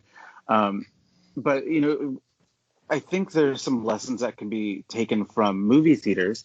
A lot of the smaller ones are continuing to thrive throughout all of this because they are small enough to convert their parking lots into drive-in movie theaters. Right. And that's not something a large AMC can do. And so for a lot of us smaller guys, figuring out a way to adapt to this changing situation is going to be key to our survival, as opposed to for us, the way that I've seen it, the way that a lot of these these older guys have been operating on single issue comics for the past 30 years are not going to be able to adapt. They just can't. They've already trained their customers to only expect single issues. Yeah. And that's, if those go away, what do they have left? So certain comic shops here in Dallas that are kind of known for their back issues and their old vintage comics from the 60s and 70s. Without current single issue comic books, they might just turn into antique stores, right? Right. Where they only deal in back issues. And there's a market for those guys, right? There's a business Right. that can be a thriving business, but that's a very different market from the market that we're currently in. That's a very different market from trying to sell current single issues or even trying to sell trade paperbacks. My wife has her trade. My wife, who's the other half of the business, has the trade paperback spiel down, and she pulls it out for the modern generation all the time. And it's great, and I wish I thought of it. Trade paperbacks are Netflix binging for comics. Sure. There you go. You get a season in a book. In our neighborhood, we're in a pretty quote unquote trendy part of Dallas where we don't see regulars during on the weekends. What we see are a bunch of out of towners who are venturing out and enjoying the day, and even in the face of COVID, they still want to explore. So these are people that I'm not going to see again, right? So whatever sales tactic I take with them has to be effective in order to make that money, because I'm not going to see them next week. They're not going to return for issue 2. So that's where graphic novels and trade paperbacks really come in handy, and that's why the majority of our business has become trade paperbacks. We get a lot of people visiting for business, or they're here for vacation and they want to take something back to their kid. Here's a $15 Batman book. Here's a $20 Ninja Turtle book. I don't want to. It sounds like I'm reducing my business by calling it a novelty shop, but we're almost to that level now where the amount of comic books that come through our doors is so limited and so few that, and we're moving so many books and little trinkets now that we're almost a novelty shop. There are some days where I sell more dollar stickers than I do single issue comic books. And that's one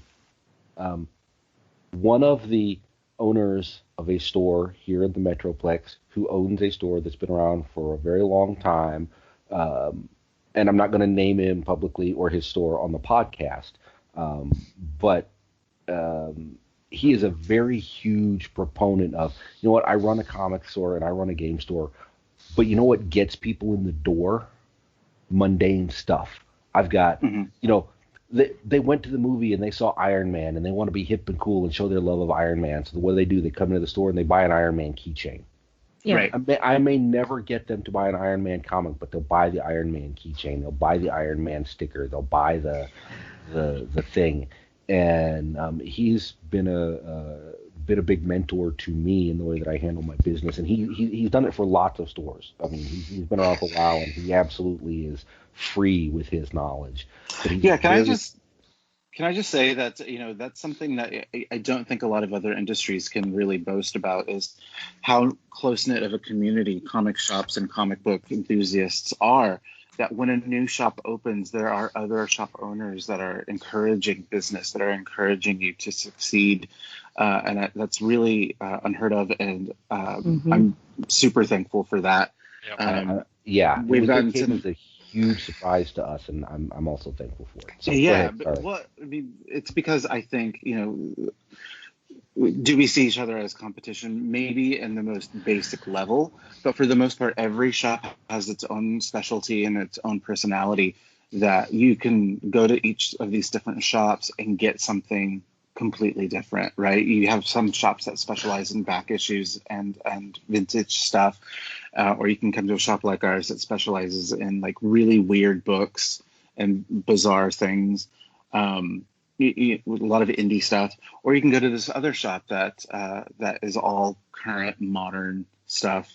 So every store here in Dallas, I can't speak for outside of Dallas, but every shop here in Dallas has its own little corner of the market, its own little niche.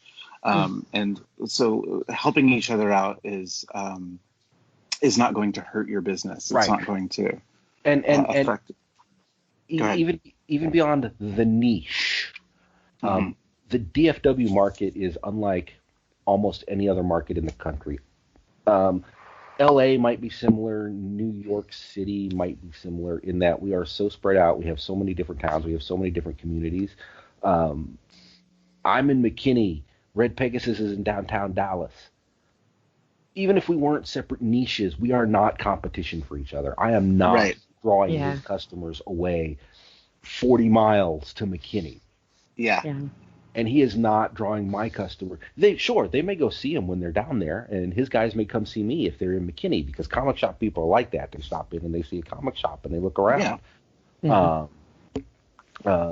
My closest I am just outside of the Madness Circle, and we are very carefully placed just outside of the Madness Circle. He's really my closest competition. And he's a great guy. We talk all the time. He's not competition. We're in the same business, and we are all stronger when we all do better. Right. And that was a weird mindset to find out that this industry has.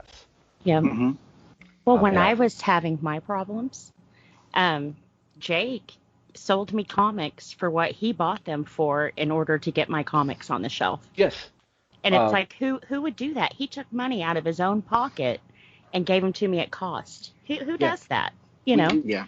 Everybody around here does that. Hey, guys, I got shorted 3 copies of this. I need them for subscribers. Anybody got 3 extra copies? I got them. You know. Yeah. So wait, you mean Walmart doesn't do that for you? No. Walmart doesn't do that. See, and I've said it before on the podcast. Walmart will never know my name. I have spent thousands in their store. You know, thousands in their store. They don't know me. They can't even tell me, or what toothpaste I would like to buy. Yeah. You know, they can't tell me that. But every comic book store that I've latched onto, they know me. It's either they were very friendly and personable, and it's someone I felt comfortable with. But if I don't feel comfortable, I'm not going to stay in your store. You know, and I know where you live. Yeah, and has my credit card information. So. Yeah. But, you know, you build a relationship, and it's kind of like, you know, like you asking me about the Harley one. You know, you know my likes. You know what I like to read, and you see it every week. You know, Walmart's not going to do that for me. Amazon's not going to do that for me. I mean, the real competition that we have is like GameStop, right? Where they can sell pop figures for $6. I can't compete with that. So I don't sell pop figures. But I do. When they attempted comic books, they can't compete with us because they don't know comics. They don't. Like, they know how to work a cash register, and that's the extent of it. But then you also build up that customer loyalty fan base that I'll pay $15 for a pop knowing I can go buy it for $7 somewhere else because I know the person I'm buying it from. I know it's not going to a corporation. It's going to help their family or keep the lights on, you know. Yeah. I will, you know, once you get that with a customer, I'm willing to do that, you know. Yeah. We've been really fortunate that we've had a lot of customers move out of state but wanted to continue to support us. So at the end of every month, you know, we send out their comics across the country. Yeah. I'll hold your pull list, and every month I'll pack it up and send it to you. I've got a couple like that. Yeah. And I don't mind doing it, and they don't mind paying $6 for me to drop it into a priority mail flat rate postage box. Yeah. So I don't even lose out on shipping. They're going to pay the total shipping for me to send that box. Yeah. And they could absolutely get it cheaper there if they can find a comic shop. Some of them have moved to areas where they don't have a local comic shop. And I tell them, you know what, I will ship your stuff to you, whatever. If you find a local comic shop up there, I'm not going to be hurt, but do tell me. Yeah. Right? So that I quit ordering these for you. But I'm not going to be hurt. I want you to go to support that local. He needs it as much as I do. Yeah. But see, by you taking that extra step, you'll never shake them. Even if they do find someone else, when they couldn't find anything, you were still taking care of them. You know, that loyalty is not just, oh, here's a new store, you know. I know for me right now, I can't get out. I have been homebound since February. Oh wow. I can't wear a mask. It's not a political thing. It's not a liberty thing. I will freak the fuck out if I put something over my mouth and nose. So I'm very appreciative when people are, well, yeah, I'll send that to you. Well, hell yeah. I'll pay you $20 to ship that to me, whatever, because I can't do that right now. But when the time comes and that favor needs to be returned, I'll be there. You've got a friend customer for life. And with the pandemic, I think the relationship you guys have with your customers right now, it's, you don't know how important you've been to them. I'll put it that way. Well, thank you. Thank you. That's always great to hear and very much appreciated, because I'm sure Shadow can agree with this, but there are some days where you're just like, why am I doing this? Why am I here? It's 5 o'clock and there's Right. 4 customers in the store. And to me, it's normalcy. You guys have returned a normalcy to my life during a crazy time right now. Well, thank you. So. There are days where you feel like I'm totally failing at this, just absolutely failing, and it's one day, right? But it's that day that everything has gone wrong. Yes. Your shipment came in short, or Yeah. you just missed ordering something that you knew it was going to be big, and somehow you just missed it, and it's literally all on you in this case. You're not kicking the customer, or it's you've got that customer that just you want to help them and they want you to help them, and you just don't have anything for them, and it's not their fault and it's not your fault. It's they come in and they're looking for the hot issue of the week, which you sold out of 2 hours ago, or they're looking for the obscure thing, which is great. Somebody out there has it, just not you. Or they're looking for a very specific thing and almost isn't going to cut it, and they walk out and you just feel like, I have completely failed this person. I suck as a business owner. And it's not true, but it's not. But then, you have the customers who come in and like, I'm glad you guys are still here and thank you and blah, blah, blah. And it really, okay, that's why I do it. Or, oh, look, I just sold a kid his first comic book ever. That's why I do this. Yeah. Right. Yeah. There are as many ways to successfully do a comic book store as there are people who own comic book stores. There are also as many ways to unsuccessfully do a comic book store. Yeah. As there are people who own comic book stores. And I can write that book for you. Yeah. This is going to be a brutal time. I mean, shops are closing.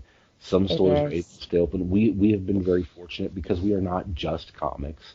When comics quit shipping for 2 months, we weren't that hurt because we have games and puzzles and other things, and suddenly we weren't selling comics. Holy crap, I'm selling more puzzles than I've ever sold in my life. Right. And it made up for not selling the comics this month. That was a weird time period because I was talking with a lot of other comic shop owners who do heavily rely on single issues, and they were so panicked. They were pulling their hair out. They've been in the business for so many years, and it was these 2 months that was going to undo these decades of hard work. Mm-hmm. And here we were not really relying on single issue comics, and we were doing just fine even with the doors closed. And like then there's the survivor's guilt. You almost feel guilty. Mm-hmm. Almost. I don't. Almost. That's why I said almost, right? I don't want any store to go out of business, but at the same time, and like I could be there in 2 weeks. You don't even know. If you can't manage your business well enough that this kind of thing is going to kill you, you don't need to be there. And it's tough, and I feel bad, and we're finding out. This whole thing has been really weird for the entire world. Like it's things like for 30 years, economists and investment guys have been like, you should always have 6-8 months worth of savings in the bank account in case something happens, and blah blah blah blah blah blah blah. And what's the first thing that happened when this all hit? Giant corporations that do billions of dollars a year don't have 6 months worth of savings in their bank account to weather 6 months worth of. I'm not going to have any customers flying on my airplanes for 6 months, right? Yeah. We saw just how fragile the system is, right? Yeah. Well, we also got to see the backbone, Yeah. the people who are really supporting, Mm-hmm. Well, we've had our fair share of our regulars come and support the store. We've had a lot of new customers show up to support the store going, I've never been in here before, but I don't want anybody to go out of business. So I'm going to want there's something I can find that I want out of your store. And it's been it's been a light in the darkness, if that's an appropriate metaphor. I said the other day, one of the other gentlemen who owns a business in the same building that I'm in, he walked by my store yesterday morning, and I didn't recognize him. He's been my neighbor for 2.5 years, and we talk all the time, and I didn't recognize him. And I realized the reason I didn't recognize him is he looks like 12 years older in the last 6 months. Look at all of your business owner friends. Like, we're all aging like we're the president of the United States right now. Right. Ouch. I mean, and it's, even those of us who are in a good position and doing well, things are shifting so much. So fast. Fast. We did not have an online presence at all. We did not do e-commerce when this started. And then in April, we had to close our doors. We couldn't be open to the public, but we were allowed to do web business. Man, we got a Square website up with stuff on it so fast. Right. The store was closed for a month, but it's not like we got a vacation. My wife spent 12 hours a day doing data entry, putting things in an online website so that we could sell it. And we didn't do outstanding business that month, but we paid the rent. Yeah. So it's and now we sort of have a website, but now it's terribly inadequate for our needs. And we're like, okay, well, if we're going to actually have a website, we really need to do a real e-commerce solution, and I can't do that. So now we're having to, I got to come up with $5,000 or $10,000 or whatever it is that a web guy is going to charge me to set up an e-commerce site, and whatever it is, it will ultimately be worth it, but it's still a giant, upfront cost that you got to pay. Yeah. Right at now. a time when your profits are not necessarily, your cash flow isn't necessarily. Yeah, you talked about having to be a little bit more creative because of stores having to shut down because of the pandemic. Mm-hmm. Back when, because I don't really do a lot of Facebook and have not for a long, long time, but I remember back when I was on it more regularly, some stores that I followed on Facebook at that point were doing Facebook Live events where they're they're doing auctions of books and stuff like that. Mm-hmm. And when the pandemic hit, I saw that several others started like, okay, I got to do that too. So that's what kept a lot of stores open. Yep. Yeah. And it was a good way to. It was good for a couple of reasons. I have not been successful at that, but it was even if people didn't buy anything from it, it kept your face in front of your customer. Right. It provided your customer a way to interact with you when they couldn't otherwise come into the store. And it's a great idea. It's actually something I need to be better about figuring out how to do. I'm crap at marketing, and even when I have great marketing ideas, I don't ever get them done. Because, and Gabriel can attest to this, when it's two people running a business and you are responsible for every single thing that happens, you have to be an accountant, you have to be a marketing guy, you have to be a sales guy, you have to be a product expert, you have to be a customer service person, you have to be a cashier. There's never a time when you don't have something to do, but sometimes you just can't do any of it. Like Yeah. it's 6 o'clock on Sunday. I'm done. The Right. next 3 hours, I'm going to sit in my store and I'm going to paint.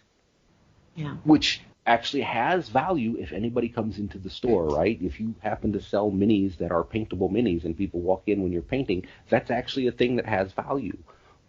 Yeah. Is it the most important thing you could be doing? Probably not. But you can't always do the most important thing you'll be doing. Or you've got so many things doing that I need to do this. I need to do this Facebook post. I need to push this event. And suddenly it's 4 days before the event and you're like, you know what? I never made that post. Uh-oh. Yeah. Oh shit, that's today. So it's Yeah. it's just very, I remember those days. I do. Oh yeah, for sure. I Those were called normal days. and you can learn and going back to we've got this network of store owners that have been very helpful. Store owners are very free with these are mistakes that I made. Yeah. Don't make these mistakes. And store owners are also very free with, look, these are the things that have worked for me in terms of marketing or in terms of games or in terms of whatever. That's absolutely zero guarantee that it will work for you because everything is so different and so local, and your audience and your market might not respond to the same kinds of things. Yeah. Right. And so that's another reason it's okay to be free with advice because you have no idea if it's going to actually help somebody or not. Yeah. Well, I don't know if it was considered marketing or not, but I'm sorry, Shadow. I don't know what you did with your store, but I know when the pandemic hit, as a customer, it felt good to receive an email saying, "Hey, we know it's crazy. Everything's okay. We've got this figured out." When DC did their little shenanigans, we got an email, "Hey, it's okay." So there was a lot of craziness going behind on the scenes, but it was nice. You get that touch and, Yeah. We put a lot of stuff on Facebook. I don't do a lot of email. One of the reasons I don't do a lot of email is I know how much unread email is sitting in my personal email box. Right. Right? I know it goes out, and some people appreciate it. I've got a tool when subscriptions come in. Gabriel's got a tool when subscriptions come in. We can send out an email to all of our customers who got books that they say, "Hey, your books are in. Here you go." My tool doesn't have a whole lot of great documentation, so using it is actually a pain in the neck. I don't use it, but about every 3 or 4 weeks, I'll get my pulls out and I will do all the pulls and I will sit down with the physical list of books and I will type up a hand email and send it to every customer that got pulls that week. Like, your books are in, here you go, this is what you've got. This doesn't include anything that's come in over the last couple of weeks that I haven't emailed you about, but here's what's here now. I've got some customers who love it. I've got some customers who are like, whatever. And I've got some customers who I'm pretty sure have still never opened it. Yeah. But we put a lot of stuff on Facebook. Our Facebook is our real gateway to the world, and it's so very frustrating because we've got like 5,000 followers or on Facebook or something like that, and you put out this post and 200 people see it. Facebook is a terrible tool. Yeah. Yes. Terrible tool, but it's the tool. It's a tool that people want to use. Like, if you ask your customers, how do you get information? They will tell you, I get information off of Facebook. I don't want an email. Yeah. Yeah. I don't. Maybe a text I'm okay with, but I don't want a text. I don't want an email. I want the information somewhere where I can go find it when I want to go look at it, but I don't want it pushed to me. Yeah. And that makes it tough to market anything. So we don't send a whole lot of emails. Yeah. We did send one when COVID hit. We sent one with the DC shenanigans.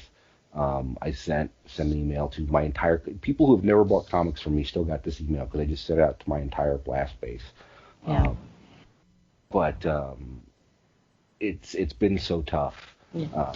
See, people have more time to sit on their ass right now and check their emails. I mean, it's true. I had like 5,000 before the pandemic, and now it's pretty cleaned out.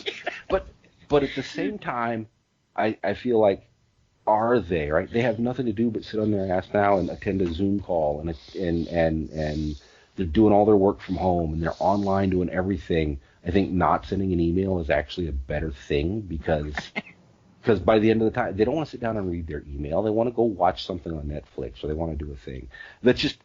Everybody has a different approach. I have not mastered targeted emails. I have not mastered targeted marketing yet. That's, a thing that I need to get better at, and I know that. And it's tough because, as we said before, you can get all the advice from all the marketing experts in the world. And they will tell you these things work.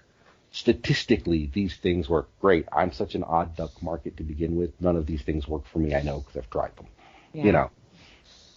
But you know what did work? This thing that is at the very bottom of your list of things not to do. That worked. Don't ask me why. So let me just follow that up by saying we put posters on our front window on the front door when you first enter that say important things like please wear a mask, or hey, because of the plague we're only open 2 days a week. People still don't see them. No, so sending emails, sending posts, they have their purpose. They can be effective sometimes, but you can put something right in front of the customer's face and they still won't see it. Yeah. So and you can even show it to them, and they're still like, "Oh, I didn't know that's what that meant." Yeah. Really? So like marketing could be its own podcast, really, honestly. There's probably only about 14 million of those. Oh, right. Already. But they ain't us. Right. Because it's just like, everybody wants to know, but nobody wants to, like, they want to walk into the store and they want you to info dump them while they're in the store. This is everything you need to know about all 4,000 comics that are coming out in the month of October. Here it is, ready to go. Right. And they want you to give it to them in a 5-minute spiel. Yeah. Bam. And Or they expect you to know every single comic book in the previews magazine. Well, didn't you see that one? And it's like, oh, jeez, which one was that? Or have some sort of magical insight as to all of the stuff they've read in the last 10 years. Yeah. So you can tell them something that they would love. Well, I had a guy walk into the store literally today. Have never seen him before. What am I gonna like? Mm-hmm. What's your favorite TV show? What's your favorite movie? What is your favorite video game? And they're like, why are you asking me these questions? Because I'm trying to figure out what you like. Right, because there's a comic book for all of it. Because if you tell me these things, I can figure out the kind of things that you like, and I can direct you to comics that fill that need. Yeah. Oh, or my favorite question. Your favorite video game is Zero Horizon Dawn. Great, they just came out with a comic for Zero Horizon Dawn. Here you go. Oh, your favorite video game is Halo. Here's a comic about Space Marines shooting aliens. Yeah. Oh, your favorite movie is Avengers. Here's the Avengers comic. Will this be worth money later?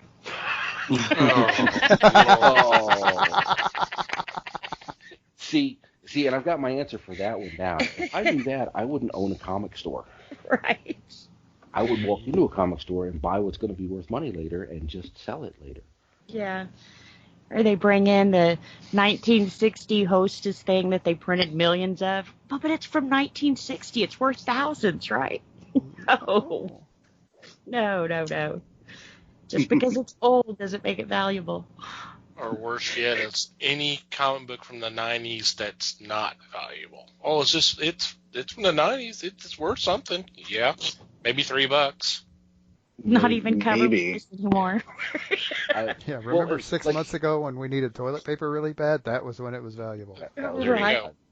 Well, and like trading your audience, I have been very fortunate. I have giant back issue bins, like every comic book store almost ever. I don't know about Gabriel. That may not be the thing he does, but I've got some back issue bins because there's a market for it. I don't care. It's $2. Like, this is a 50-cent beat-up Walt Disney comic from the 60s with no cover. It's $2.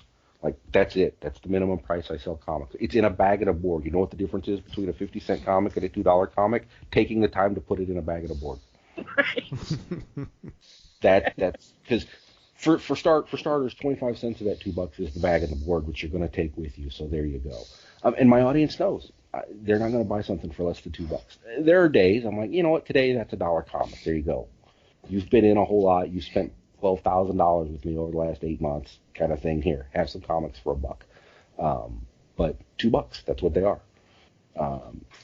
And some of the guys who've been doing this for 30 years, like, that's a 50-cent comic. In your shop, it's a 50-cent comic. In my shop, it's a $2 comic. In your shop, you've got a $600 Sideshow statue that will sell. I don't have that in my shop because it's not going to sell. I'll sell 50-cent comics for $2 all day. Yeah. Because that's what my customers know that I do. And they go through it all the time. Got anything new? I don't really have anything new. Well, I'm just going to look and see if there's anything new here. There's nothing new there, but feel free, knock yourself out. Something that you didn't see before and you think it's new and you want it, great. Mm-hmm. There's always something new in the back bins. Well, and it's great because I've got a customer who comes in and he doesn't read books the way we think of as readers. He buys covers. I don't know anybody like that. He buys covers. This is a cool cover. I want it. How much is it? Well, that's the 1 in 500 ratio cover that I don't know how that even stuck into my collection, but it's there. That's a $40. It's a $80 book. No, I don't want that for $80. And that's fine. That's cool. You're not the person that book was for. Here's a cool embossed cover. You're going to want this. It's $2. Here's a cool foil cover. You're going to want this. It's $2. Because he likes gimmicky covers, and he likes embossed covers, and he likes covers with skulls on. In 2 years, I'm starting to be able to identify what he's going to look for in a cover. So I can here's stuff that came in this week that you're going to want. Just because of the cover, I know you're going to want it. And very rarely does he say, no, I don't want that. Sometimes he will find some stuff that I didn't pick up, but he very rarely says, no, I don't want that. So we've all got, that customer that we love. We've all got that customer that we hate. And then we all have to deal with DC. Which is both. See, way to tie it back together, man. That's awesome. I was overdue for having the best right over me. That's okay. It's an interesting thing. Like, are comics going to even be relevant in a couple of years? Is DC going to be relevant? Gabriel is betting on single issues going away, and we're going to the trade paperback model. I think that's a good bet. I don't know how quickly it's going to happen. I think that's certainly a good long-term bet. It was a concern of mine that if Marvel or other publishers see that this model that DC has moved to is successful, then they may consider that as well. But if you recall, at the start of the quarantine, when they announced that a number of their titles would be going digital, Hawkeye Freefall, for example, didn't go well. It didn't go well, and then they reversed course and they went back to single issues. So I mean, it's possible that they may continue to do fan service, but after a while, they may find that it's more cost saving or it's more efficient to just cut it. I mean, who knows, right? It's best to just kind of continue watching the market and trends and staying on your toes. Yeah, and it's and you have to do that. It doesn't matter what your industry is, but in comics, it's particularly relevant because everything is changing so fast. Marvel and DC, if you ask them at the really high level, Marvel and DC are absolutely convinced that when they put out a new comic book movie, it drives new comic book sales. They are wrong. And if you talk to any comic book retailer in the country, they'll say maybe for 2 months we'll see a bump in sales. The only time that has ever worked was when Black Panther came out, and that was it felt like that was the only time that Black people had felt comfortable in a comic shop. Yeah. And that's when we saw a bump. Yep. And also Into the Spider-Verse. Yep. Into the Spider-Verse drove more people into my store than any other comic book movie ever. And they all wanted Miles Morales, which was great. Miles is an awesome character. but it's that whole, like, why didn't somebody tell me a week ago that this is going to be a popular thing? Because now I don't have any left on the shelf. Right. And so, I need to order more next month, and I order more, and it goes away again. Well, okay, obviously I haven't hit the upper threshold yet, and then suddenly and then 4 months later or whatever, when it dies, you've got, well, now I'm tripled my order, and now I have copies left over, and I can't keep doing that. Yeah. So, marketing is so weird, and comic readers are such a weird and fickle audience. Again, I don't want to talk bad about customers, because it's not a bad thing. It's just a frustrating thing for a person who is trying to run a business to help them find the things that they want. Yep. Yes, it is. Well, and to know 2 months in advance what they want. Right. Right. And then you have that one comic book come through, and you're like, holy hell, why? What was the last one? We only find them when they're dead? Yeah. Did anybody expect that at all? I mean... I actually bought up on that. I wasn't expecting it to be what it was. And in my store, it hasn't been crazy like it has a lot of places. Yeah. But that's a Boom title, and Boom has been just killing it lately. Yep. Boom knows how to treat their retailers. Boom knows how to They treat have retailers. Yeah. They're fantastic. And I won't lie. Go ahead. Go ahead, Liz. I was going to say, I won't lie. I bought heavily into it because it's returnable. Yep. Huh. I don't like relying on that because it's giving somebody a loan and asking them to pay it back, and it ties up money that I could be using for other things. But at the same time, it's not like I'm trying to buy 500 copies of this book and I'm going to tie up $1,000 worth of capital. I'm talking I'm buying 20 copies for my shelf. Right. And I'm going to tie up $50 worth of stuff, even if it has to be returned later. And I might find a surprise hit. It was a weirdly good book. I don't know if it's going to have legs. Something is Killing the Children was another one. Who saw that coming? Nobody. Yeah. I mean, it sounded good, but it was kind of one of those, I liked it because it's creepy, but... Once in future, we had some warning on. There was, and I forget what was happening, but that was a book that we were watching kind of in real time during the initial order period, which is so weird. Like, oh, no, I need to bump my numbers. No, I need to bump my numbers. No, I need to bump my numbers. And it showed up, and we were well prepared for that. We were not prepared for, Netflix has just announced it's optioned 5 Boom titles for series, but we're not going to tell you which 5 they are. Yeah. And the people who are into comics are coming in looking, they're making their bets on it being Once in Future and Something is Killing the Children and Paper Girls or Lumberjanes, one of those two. I forget which one is Boom. So they're making their bets on what's suddenly going to be, have the price shoot up because it's going to make it on screen. And that's right now the ultimate arbiter of what a book is worth has the character appeared in the movie, which is crazy. But there you go. Mm-hmm. Well, I'm just happy people are talking about Gerard Way's work a lot here lately. Oh, yes. Yay! It's like, I loved it when it came out, guys. Umbrella Academy is fantastic. He's getting ready to do, he's doing an Umbrella Academy and Sandman crossover.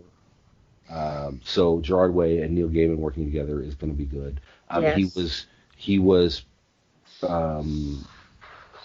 curating a line of comics for DC that lasted about 3 months before DC said, we're getting rid of all of our imprints. We're no more Hill House, no more Zoom, no more Gerard Way's curated line, no more whatever. We're just going to have DC Comics, we're going to have DC Inc., and we're going to have trade paperbacks, whatever it was that they went to.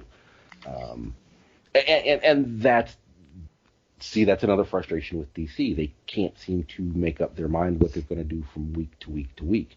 Literally. Yeah. We're going to get rid of Vertigo.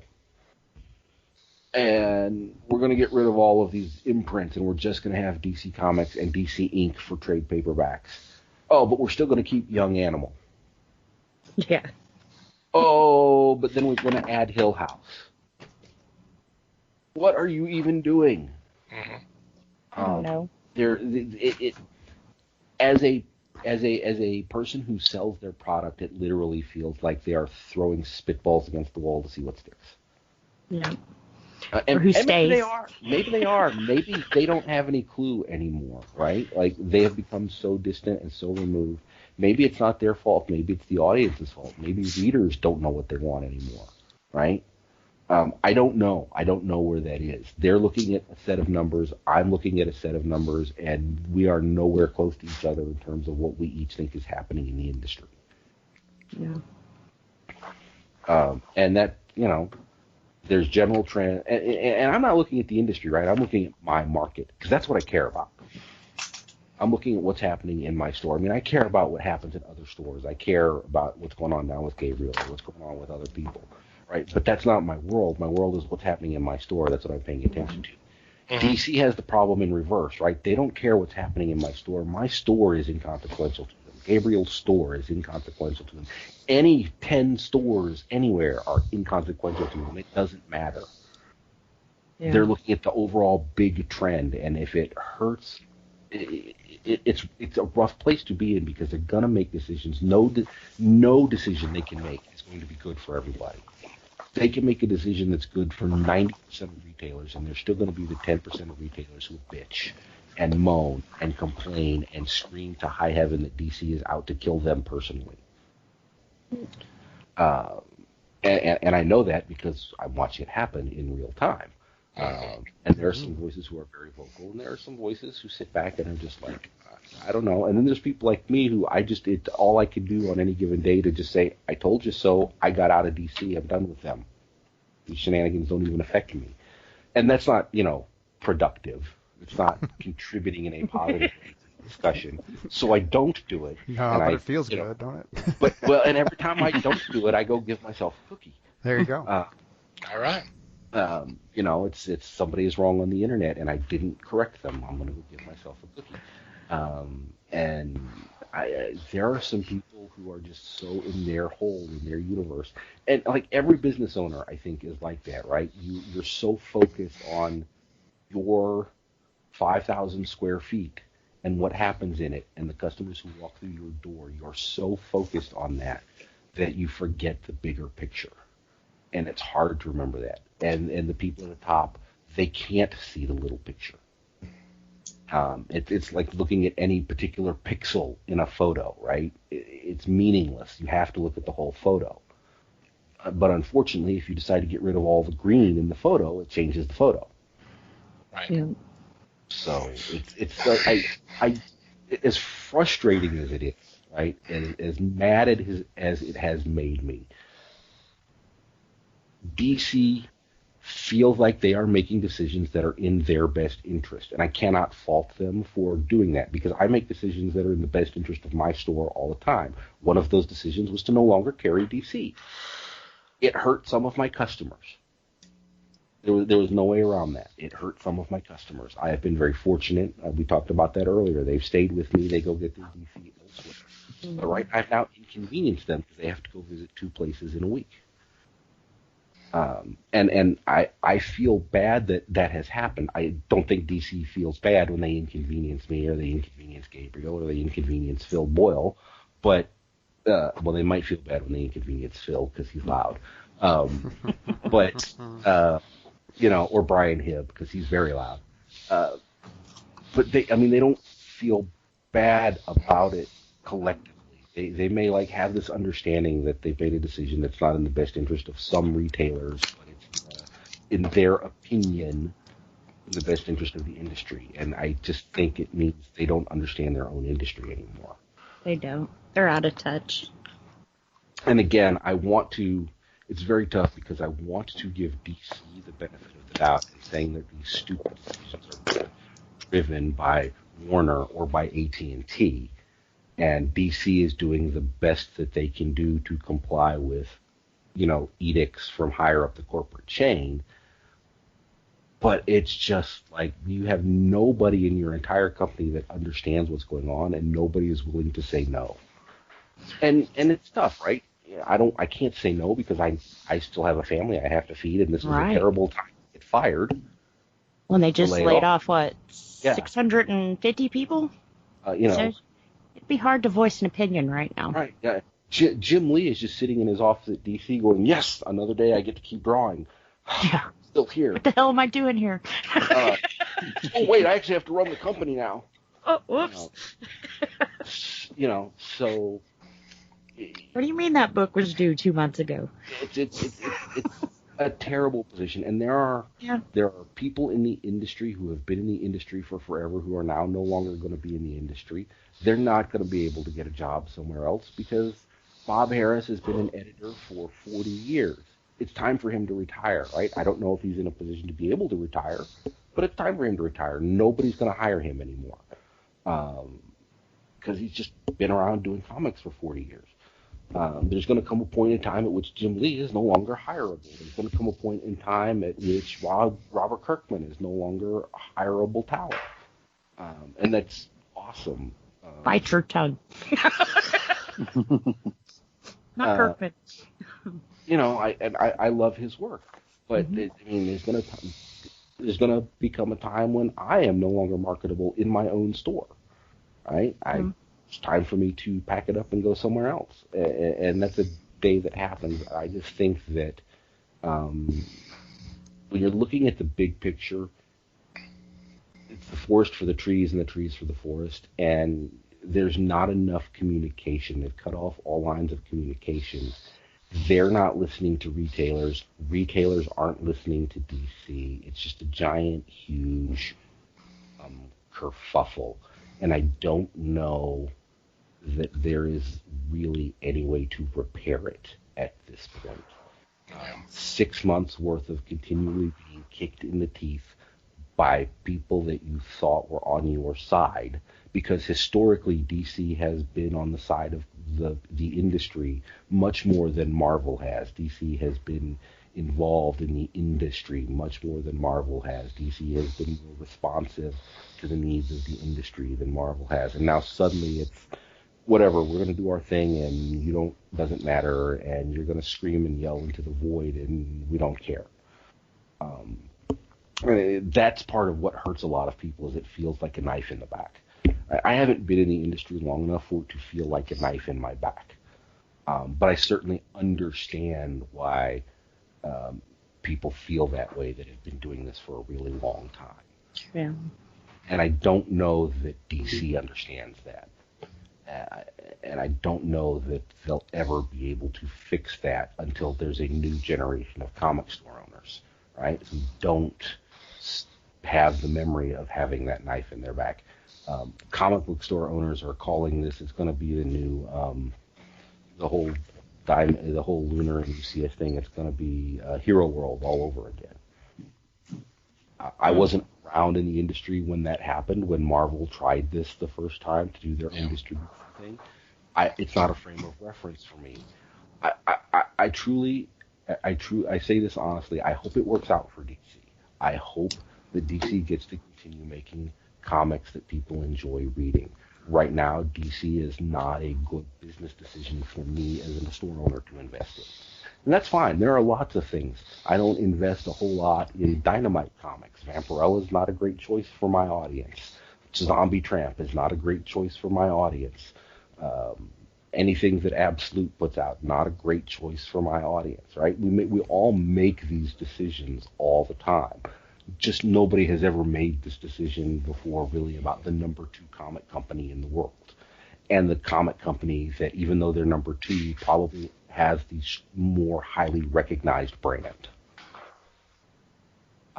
And there are, when I tell other comic shop owners I have chosen not to carry DC in my store, they're like, how can you stay open? They don't understand. How can you not carry DC? I'm like, I looked at my numbers. Pretty easily. Yeah, I looked at my numbers. I can pretty easily not carry DC. And in fact, I have dropped DC and my sales have gone up in the middle of a pandemic. There you go. So, and it's so foreign to some people. And other people are like, hey, great, awesome. I'm glad that's working for you. And they literally, they're being truthful. They're glad that it's working for me, because none of us want to see anybody lose their business. None of us want to see anybody lose their livelihood. Even the people that maybe deserve it because they're stuck in the Stone Age and can't adapt. But I don't want to see somebody lose something they worked hard to build. It would crush me to lose my business. It crushed Galaxy when Galaxy went out of business. I know it did. It's gonna crush anybody to lose the thing that they have poured everything into. I don't want that to happen to anybody, but at the same time, you've got to figure out how to manage your thing in the face of the new world. And things are going to change faster all the time. They're not going to change slower. That's not the direction that the world is moving in. And it doesn't matter what it is that we're talking about. Change is going to happen faster and faster and faster, over the next 20 years. And it's never really going to slow down until, I don't know, we blow ourselves to bits. But so you've got to be prepared for that. And this industry has to adapt. And I don't just mean store owners. I mean the industry has to adapt. There's no reason why there should be people who still fax their orders in to Diamond, right? But there are people who do that. They don't, like, I'm not going to email you. I'm not going to use it. I've got a fax machine, and I'm going to fill out the fax order form, and I'm going to send it back to you. There you go. That's how I'm going to do my order every single time. I want to say I heard recently that faxing is still big in Japan, but anyway. Faxing is still big in the U.S. for a lot of reasons. Every now and then I'm like, people are like, what do you mean I still have to fax you that? And I'm like, it's a thing. Email is not secure, and fax is considered to be secure, even though it's really not. Well, and it's not only that, it has something to do with the signature, too. Some contracts you can't legally be binded into with an electronic signature, and they consider email electronic, and fax machine is actual. That's your signature. Right. Maybe a copy of it, but it's not. Which is actually why you get a lot of faxing still in the medical industry. Right. Well, the reason you get faxing in the medical industry is actually a privacy concern. Email is not secure. It's not encrypted. Anybody can open up that email and read it. But if you're sending a fax to a medical facility, theoretically, it is locked into a room and only certain people have the key to it, and not anybody can go in and just pull stuff off the fax machine. Therefore, it is secure. In reality, it's sitting in an open bay in the middle of the nurse's station at the hospital. Anybody can walk by and see it. 50 people are going to dig through it to find the one they're looking for. But, but yeah, that's why you still send faxes to medical people, is because it's secure. It's not even because of the signature stuff. Diamond We are had way me off topic fax. now, but I feel like this is a regular thing that happens. It kind of does. And yeah. Our minds wander. Okay. So what was the next question, Thomas? Actually, that everything's been pretty much covered from everything's been I think so. brought up. So, in closing, guys, why don't y'all go ahead and promote your stores, and of course we'll have links in our show notes to your websites. Gabriel, why don't you go first? Okay. Well, Red Pegasus Comics can be found in Oak Cliff in South Dallas, just behind downtown Dallas. We're at 319 North Bishop Avenue, and we are currently open Wednesdays and Saturdays from 12 to 8 p.m. And if you live in the Dallas area, I'm happy to deliver any comic or book that you purchase on our website. And we're always shipping. Hooray! Yay! Carpe Diem Comics can be found in the heart of historic downtown McKinney, just off the edge of the square. We are at 101 North McDonald Street, Suite 110, right across the street from Arcade 92. We're pretty easy to find. We are a comic shop. We are a game shop. We sell Warhammer. I am happy to ship things to you if you cannot get out. My website is terrible, so it's hard for you to find things. I'm aware. But check us out on the web at carpediemcomics.com, or go to follow our Facebook or Instagram's accounts, Carpe Diem Comics, and come say hi. Wear a mask. Wear a mask and come say hello to my dog Pancake, who comes to the store with us every day. Who's a sweetie. Nice. I missed the post. How long did he keep his bandana on? 5:12 p.m. 5:12 p.m. was the winning time in the betting pool for when he started eating his bandana. Oh, man. So, yes. So if you picked 512 in the pool, come by the store to collect your prize. Your prize is a hug from Pancake. Which I have a feeling you could get even if you didn't win. Pretty much, yeah, it's true. So guys, thank you for having me. This has been fun. It's a weird and interesting thing to talk about because, like I feel like people who are into comics should know the frustrations, but it's a really tough thing to do without like feeling very sour grapes or without feeling like you're airing a lot of dirty laundry, which like nobody likes happening. But it's been fun. I've enjoyed it. Well, guys, we do appreciate you being on. Yes, it was it was great conversations. I figured it would be. Even in the best of times, things are going on and interesting. It's always fascinated me.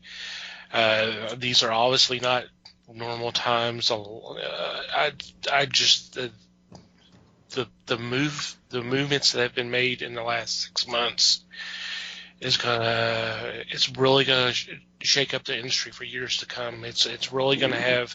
You talk about comic stores, the publishers are going to have to rethink things as well. You know, you talk about the whole thing about the floppies. We would discontinue that and go straight to digital and with only trades and graphic novels, that kind of stuff. It's going to be interesting to see what happens. Yeah. So, I'm honestly excited to see where it goes. Even though I know that it could potentially mean not great things for my business, I'm still excited to see where it goes. I'm flexible. I can adapt my business. If comic books go all digital and I'm no longer selling comic books, that's fine. I can find other things to put on my wall, other ways to serve my community. The important thing for me is that comic book creators keep creating and people still engage with this art form. Yeah. right. For sure. And I think that's the important part. And if that means it's all digital because 20 years from now we've all forgotten what paper is, great. We'll figure it out. Yeah. I'm in for the long haul. Yeah. Well, for Thanks what's so much for worth, having us. sure. Yeah. Sure. Okay, on that, we're going to take a quick break and be back with our weekly picks.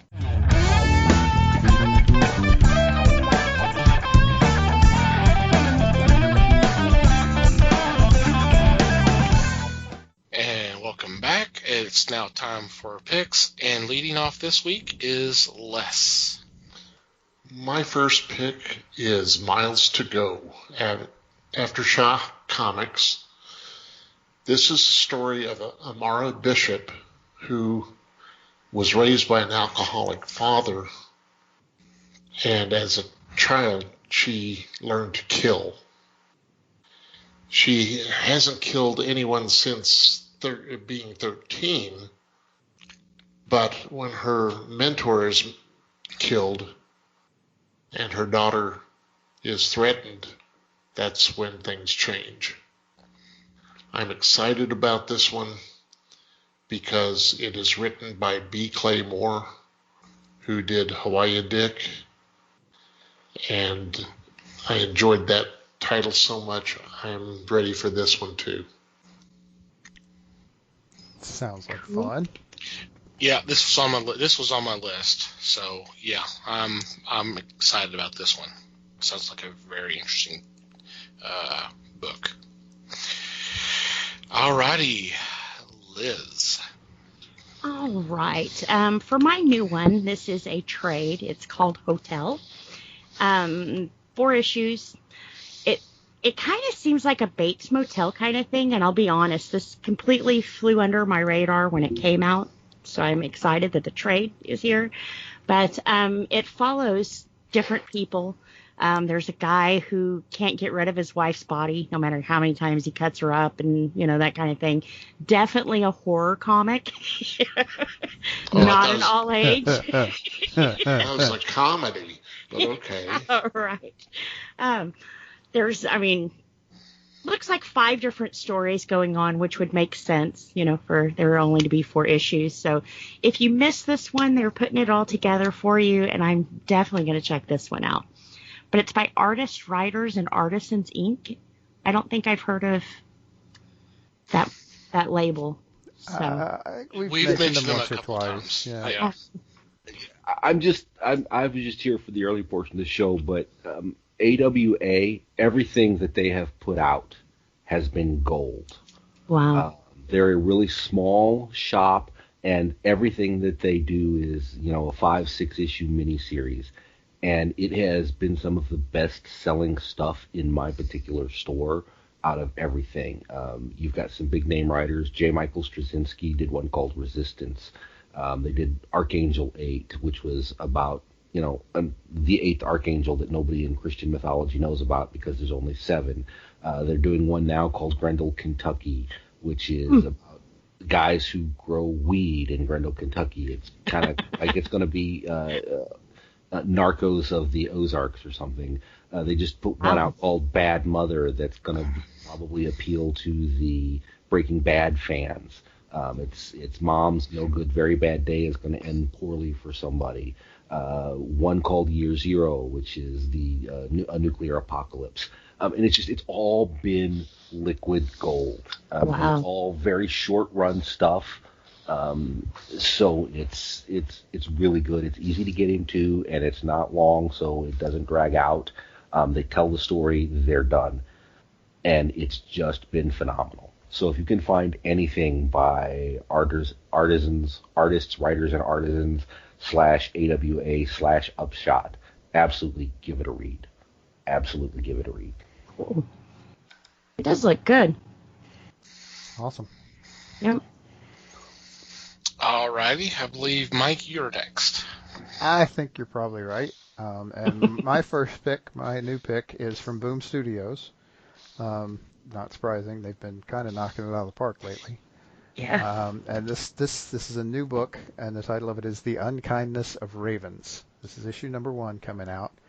And the premise of this one is that there was a small group of actual witches during the Salem witch trials, who were not executed. And this book is the story of their descendants in a modern day setting. And they're kind of young teenage girls, it looks like. And it looks like it's going to be an interesting concept. The idea of these young women with so much interesting family history behind them that will be really fun to learn about, and it'll be fun to learn about how they're handling their lives too. So, yeah, looking forward to this. That sounds good. Yeah. Yeah, I'm ready for that. Okay, and I am next, and for my new pick, I'm going with a new title from Vault Comics called Autumnal. And it is a story regarding a woman who her and her daughter moved from Chicago to a town in New Hampshire after her estranged mother has passed away. And apparently things are not what they seem. According to the synopsis, it says that the town is quaint and possibly pernicious. I'm like, wait, quaint and pernicious. That's not a good combination there. This is written by Daniel Kraus and art by Chris Sheehan. From what I've seen, it looks really, really good. So I definitely want to check this one out. It sounds good interesting. too. Cool. Mm-hmm. Alrighty, Les, you're up again. For my second choice, I'm glad to say Boom Studios is releasing Irredeemable as an omnibus. And this includes the 37-chapter story, a one-shot special, and Incorruptible numbers 25 and 26. Incorruptible also comes out at the same time.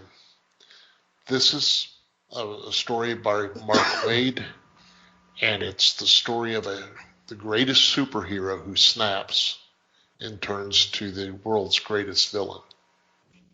So it was a fun run when it first came out, and now I can find it in the omnibus, and I got a feeling that's going to go on my shelf. Cool. Yeah, it was a great read. Sounds like So fun. I'm glad that this is actually coming out in an omnibus form. So yeah. Alrighty, Liz. All right. For my second pick, I'm going with an older one, and it's Random Acts of Violence from Image Comics. And it's Jimmy Palmiotti. There we go. And Justin Gray. It's a story about two comic book writers, and they come up with a guy named Slasher Man. Comic kicks off really well. They get real famous, and they start doing signings and everything else, and they find out that maybe their character isn't as fake as they thought he was. So, pretty good story. I mean, of course, anything Jimmy touches is golden, but if you haven't read this one, definitely pick this one up. It's one of his better pieces of work, I believe. And if you can't find it, they do sell it on their website, and you can get it signed and all that other good stuff. So, yeah, I think their title they use is Paper Films. Paper Films. There you go. Search for that. You'll find their site. Mm-hmm. Alrighty, Mikey. Okie dokie. So my previously owned title this week is from Image Comics, and this came out, I want to say 4 or 5 years ago. It started coming out, and it's called The Fuse. This is a story about this is a couple hundred years in the future, and Earth has built essentially a power station in orbit around Earth to collect solar power, and there's more to it than just solar power, but it's a huge power station, and it funnels power down to the planet. But to do something like this, you have to populate it. So essentially, the Fuse is kind of a small city in space, and this is the story of a couple of the cops working in that setting. So it's kind of a sci-fi-ish crime story, and it's a really good crime story. The fact that it's in a sci-fi setting is very much secondary to the story. These are really good cop stories here, and there are 4 trades, and this is really good stuff. That sounds good. Yeah, it's been a while since I've read those. I need to go back because I forgot how good those were. So, yeah. Nice. All right, for in case you may have missed it, a lot of Boom love this week, but mine's from Boom as well, and it is The Woods, written by James Tynion IV and art by Michael Dilianis, and there's 9 volumes, and it's the story of this high school that gets transported to another universe, and there's like 500 people. It's like the entire student body and administration, and all this, and so it's them transported to another world, and they're trying to figure out what the hell happened, why are they there, and more importantly, how do they get home. Such a great read, and I believe it's been picked up for a lot. Been optioned for a streaming series. I believe that is the case, but I would love to see it. But it was such a great read. That was my introduction to Tynion's writing. I read that before He was actually doing that before he got Detective, the run on Detective Comics, if I'm not mistaken. Yeah, I think so. So Yeah, the Woods has been out for a while. Yeah. Mm-hmm. So. And it is really good. For people who care about these things, it has also won a GLAAD award for a really great representation of gay and lesbian individuals in comic format.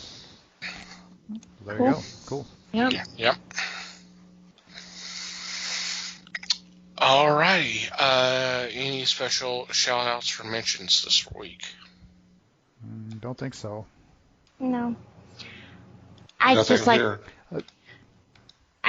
to say, if I do have any family listening, that, we'll get through everything. We're good. We'll have a better week. Yep. Start with next week and work from there. Yeah, we will. Made it through the worst. Yep. That's always good. Yep. Also, a quick thank you to Gabriel and Shadow for joining us for this. Yep. Yes, It was a lot of fun. We've had a lot of fun. It was. Fun. I'm not normally part of the show, but I got a couple of books that I want to shout out to. Call them my picks or whatever, but they're ones that I read and I enjoyed. The first is Big Girls from Image Comics. And it's a one-man operation. It is written by Jason Howard, art by Jason Howard, colors by Jason Howard, letters by somebody else, because that's how it always works. And it's a really great, it's a kaiju versus Attack of the 50-Foot Woman mashup that I've really enjoyed. When men become giant monsters hell-bent on destroying the world, only girls can stop them. Big Girls. Meet Ember. She writes poetry, loves to read, and she's a 300-foot-tall full-time monster killer. And she and the other big girls are all that stand in the way of the world's complete annihilation. This comic was much more fun than I expected it was gonna be. It was full of giant monsters and heroes that are trying to be heroes and villains that don't know they're villains yet, and people who are just trying to be pragmatic and survive. And I thought it was great, and it really left me wanting to read issue number 2. And that's always a good sign in a book for me. And then my second is called Shadow Service. And I love the tagline for the book, Spycraft meets witchcraft in the world of MI666. And that's really kind of all you need to know. It's wizards and witches playing the spy game in a magical world where threats are more than just, the opposing country. And that was another one that I read it and I went, this is really a whole lot cooler than I expected it was going to be. So issue 1 of both of those is out on shelves at finer comic stores near you. It was a good read. Yeah, I was really very impressed with it. So I enjoyed it a lot. And if you guys have already shouted those 2 books out on previous podcasts, just get rid of this part of the show. I don't think we have. I do think we have, but I'm not getting rid of this part of the show. Okay, that's fine. Hey, it's your show. Whatever you want. I'm pretty sure we did Shadow Service. It sounds like something either Mikey or I might have brought up, or maybe even Les. I want to say Big it was Girls. It may have been Les. So, Yeah. I'm not sure about Big Girls, but I'm pretty sure Shadow Service had been mentioned. So cool. Shadow Service and Big Girls both reminded me why I'm so big on indie comics. Right? They can take risks that the big guys can't take, and they can go and do things that the big guys just wouldn't be successful at doing. And I love that, and these 2 books really illustrate that. So awesome. Cool. I do want to do a shout out, mention that Dame Diana Rigg had passed away this past week. Oh yeah, that was this week. Yeah. It's been a long week. We talked about that on Discord. It seems like it's been a month, but it's only been a few days. But yeah, of course, best known as Emma Peel from the Avengers. TV show. Yeah, Avengers TV show from the 60s. Also played, she was a Bond girl in... Tracy Bond, yep, in Her Majesty's Secret Service, thank you, yeah. Mm-hmm. She even had a role in Game of Thrones not that long ago. Yep. So yeah, she's done a lot of stuff and a lot of good stuff. All right. Any other special shout-outs this week? I would like to give a shout-out to DC Comics for forcing me to adapt and evolve my business. And making it better and stronger than it was yesterday. See, I want to tie it back in. So I was thinking a little stronger than a shout-out, but we'll go with shout-out. I think we had a good bit of shouting for a good 2 hours there, so, you know. Yeah. Cool. Okay, go on to our regular shout-outs. Obviously want to thank Pop Goes Culture Podcast Network for allowing us to be a part of a great group of fellow podcasters. Definitely recommend that you check them out. There will be a link in the show notes. Also want to thank the fine men and women who make up the Podern family on Twitter, who've been so gracious to spread the word of the fellowship.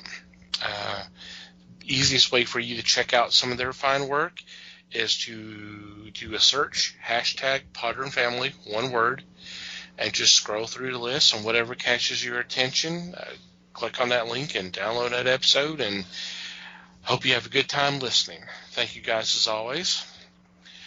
I want to thank Manny the Martyr for supplying the music to our podcast. You can check out their music in our show notes. We'll have a link to a couple of EPs they had put out. And then finally, you, dear listener, thank you for downloading and listening to today's episode. We do appreciate your support as always. And we would love to hear from you. Any kind of comments, questions, observations, feedbacks, complaints, what have you, by all means, send them our way. And there are several ways you can reach out to us. Our email address is email@thefellowshipofthegeeks.net. Or you can go to the website and click on the About Us page. And there's a contact form that you can fill out there. While you're on the website, there's obviously an invite to our Discord that you're more than welcome to come join. And you can contact us through there as well. You can follow us on our social media. On Facebook, we are the Fellowship of the Geeks. And obviously, we're on Twitter @FellowshipGeeks.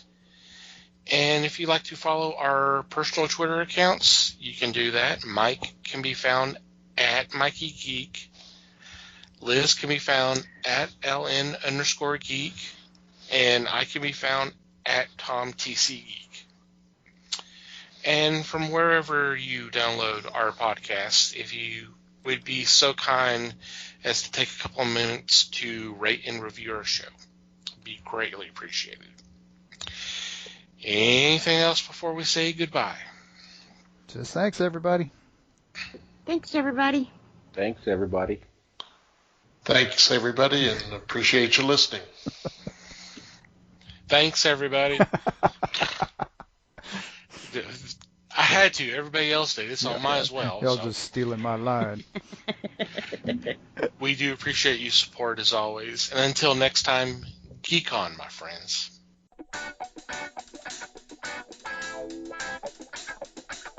We thank you for listening to the show. Comments, suggestions, and questions can be sent to email@thefellowshipofthegeeks.net. You can follow us on Facebook @The Fellowship of the Geeks and on Twitter @Fellowship Geeks. Until next time,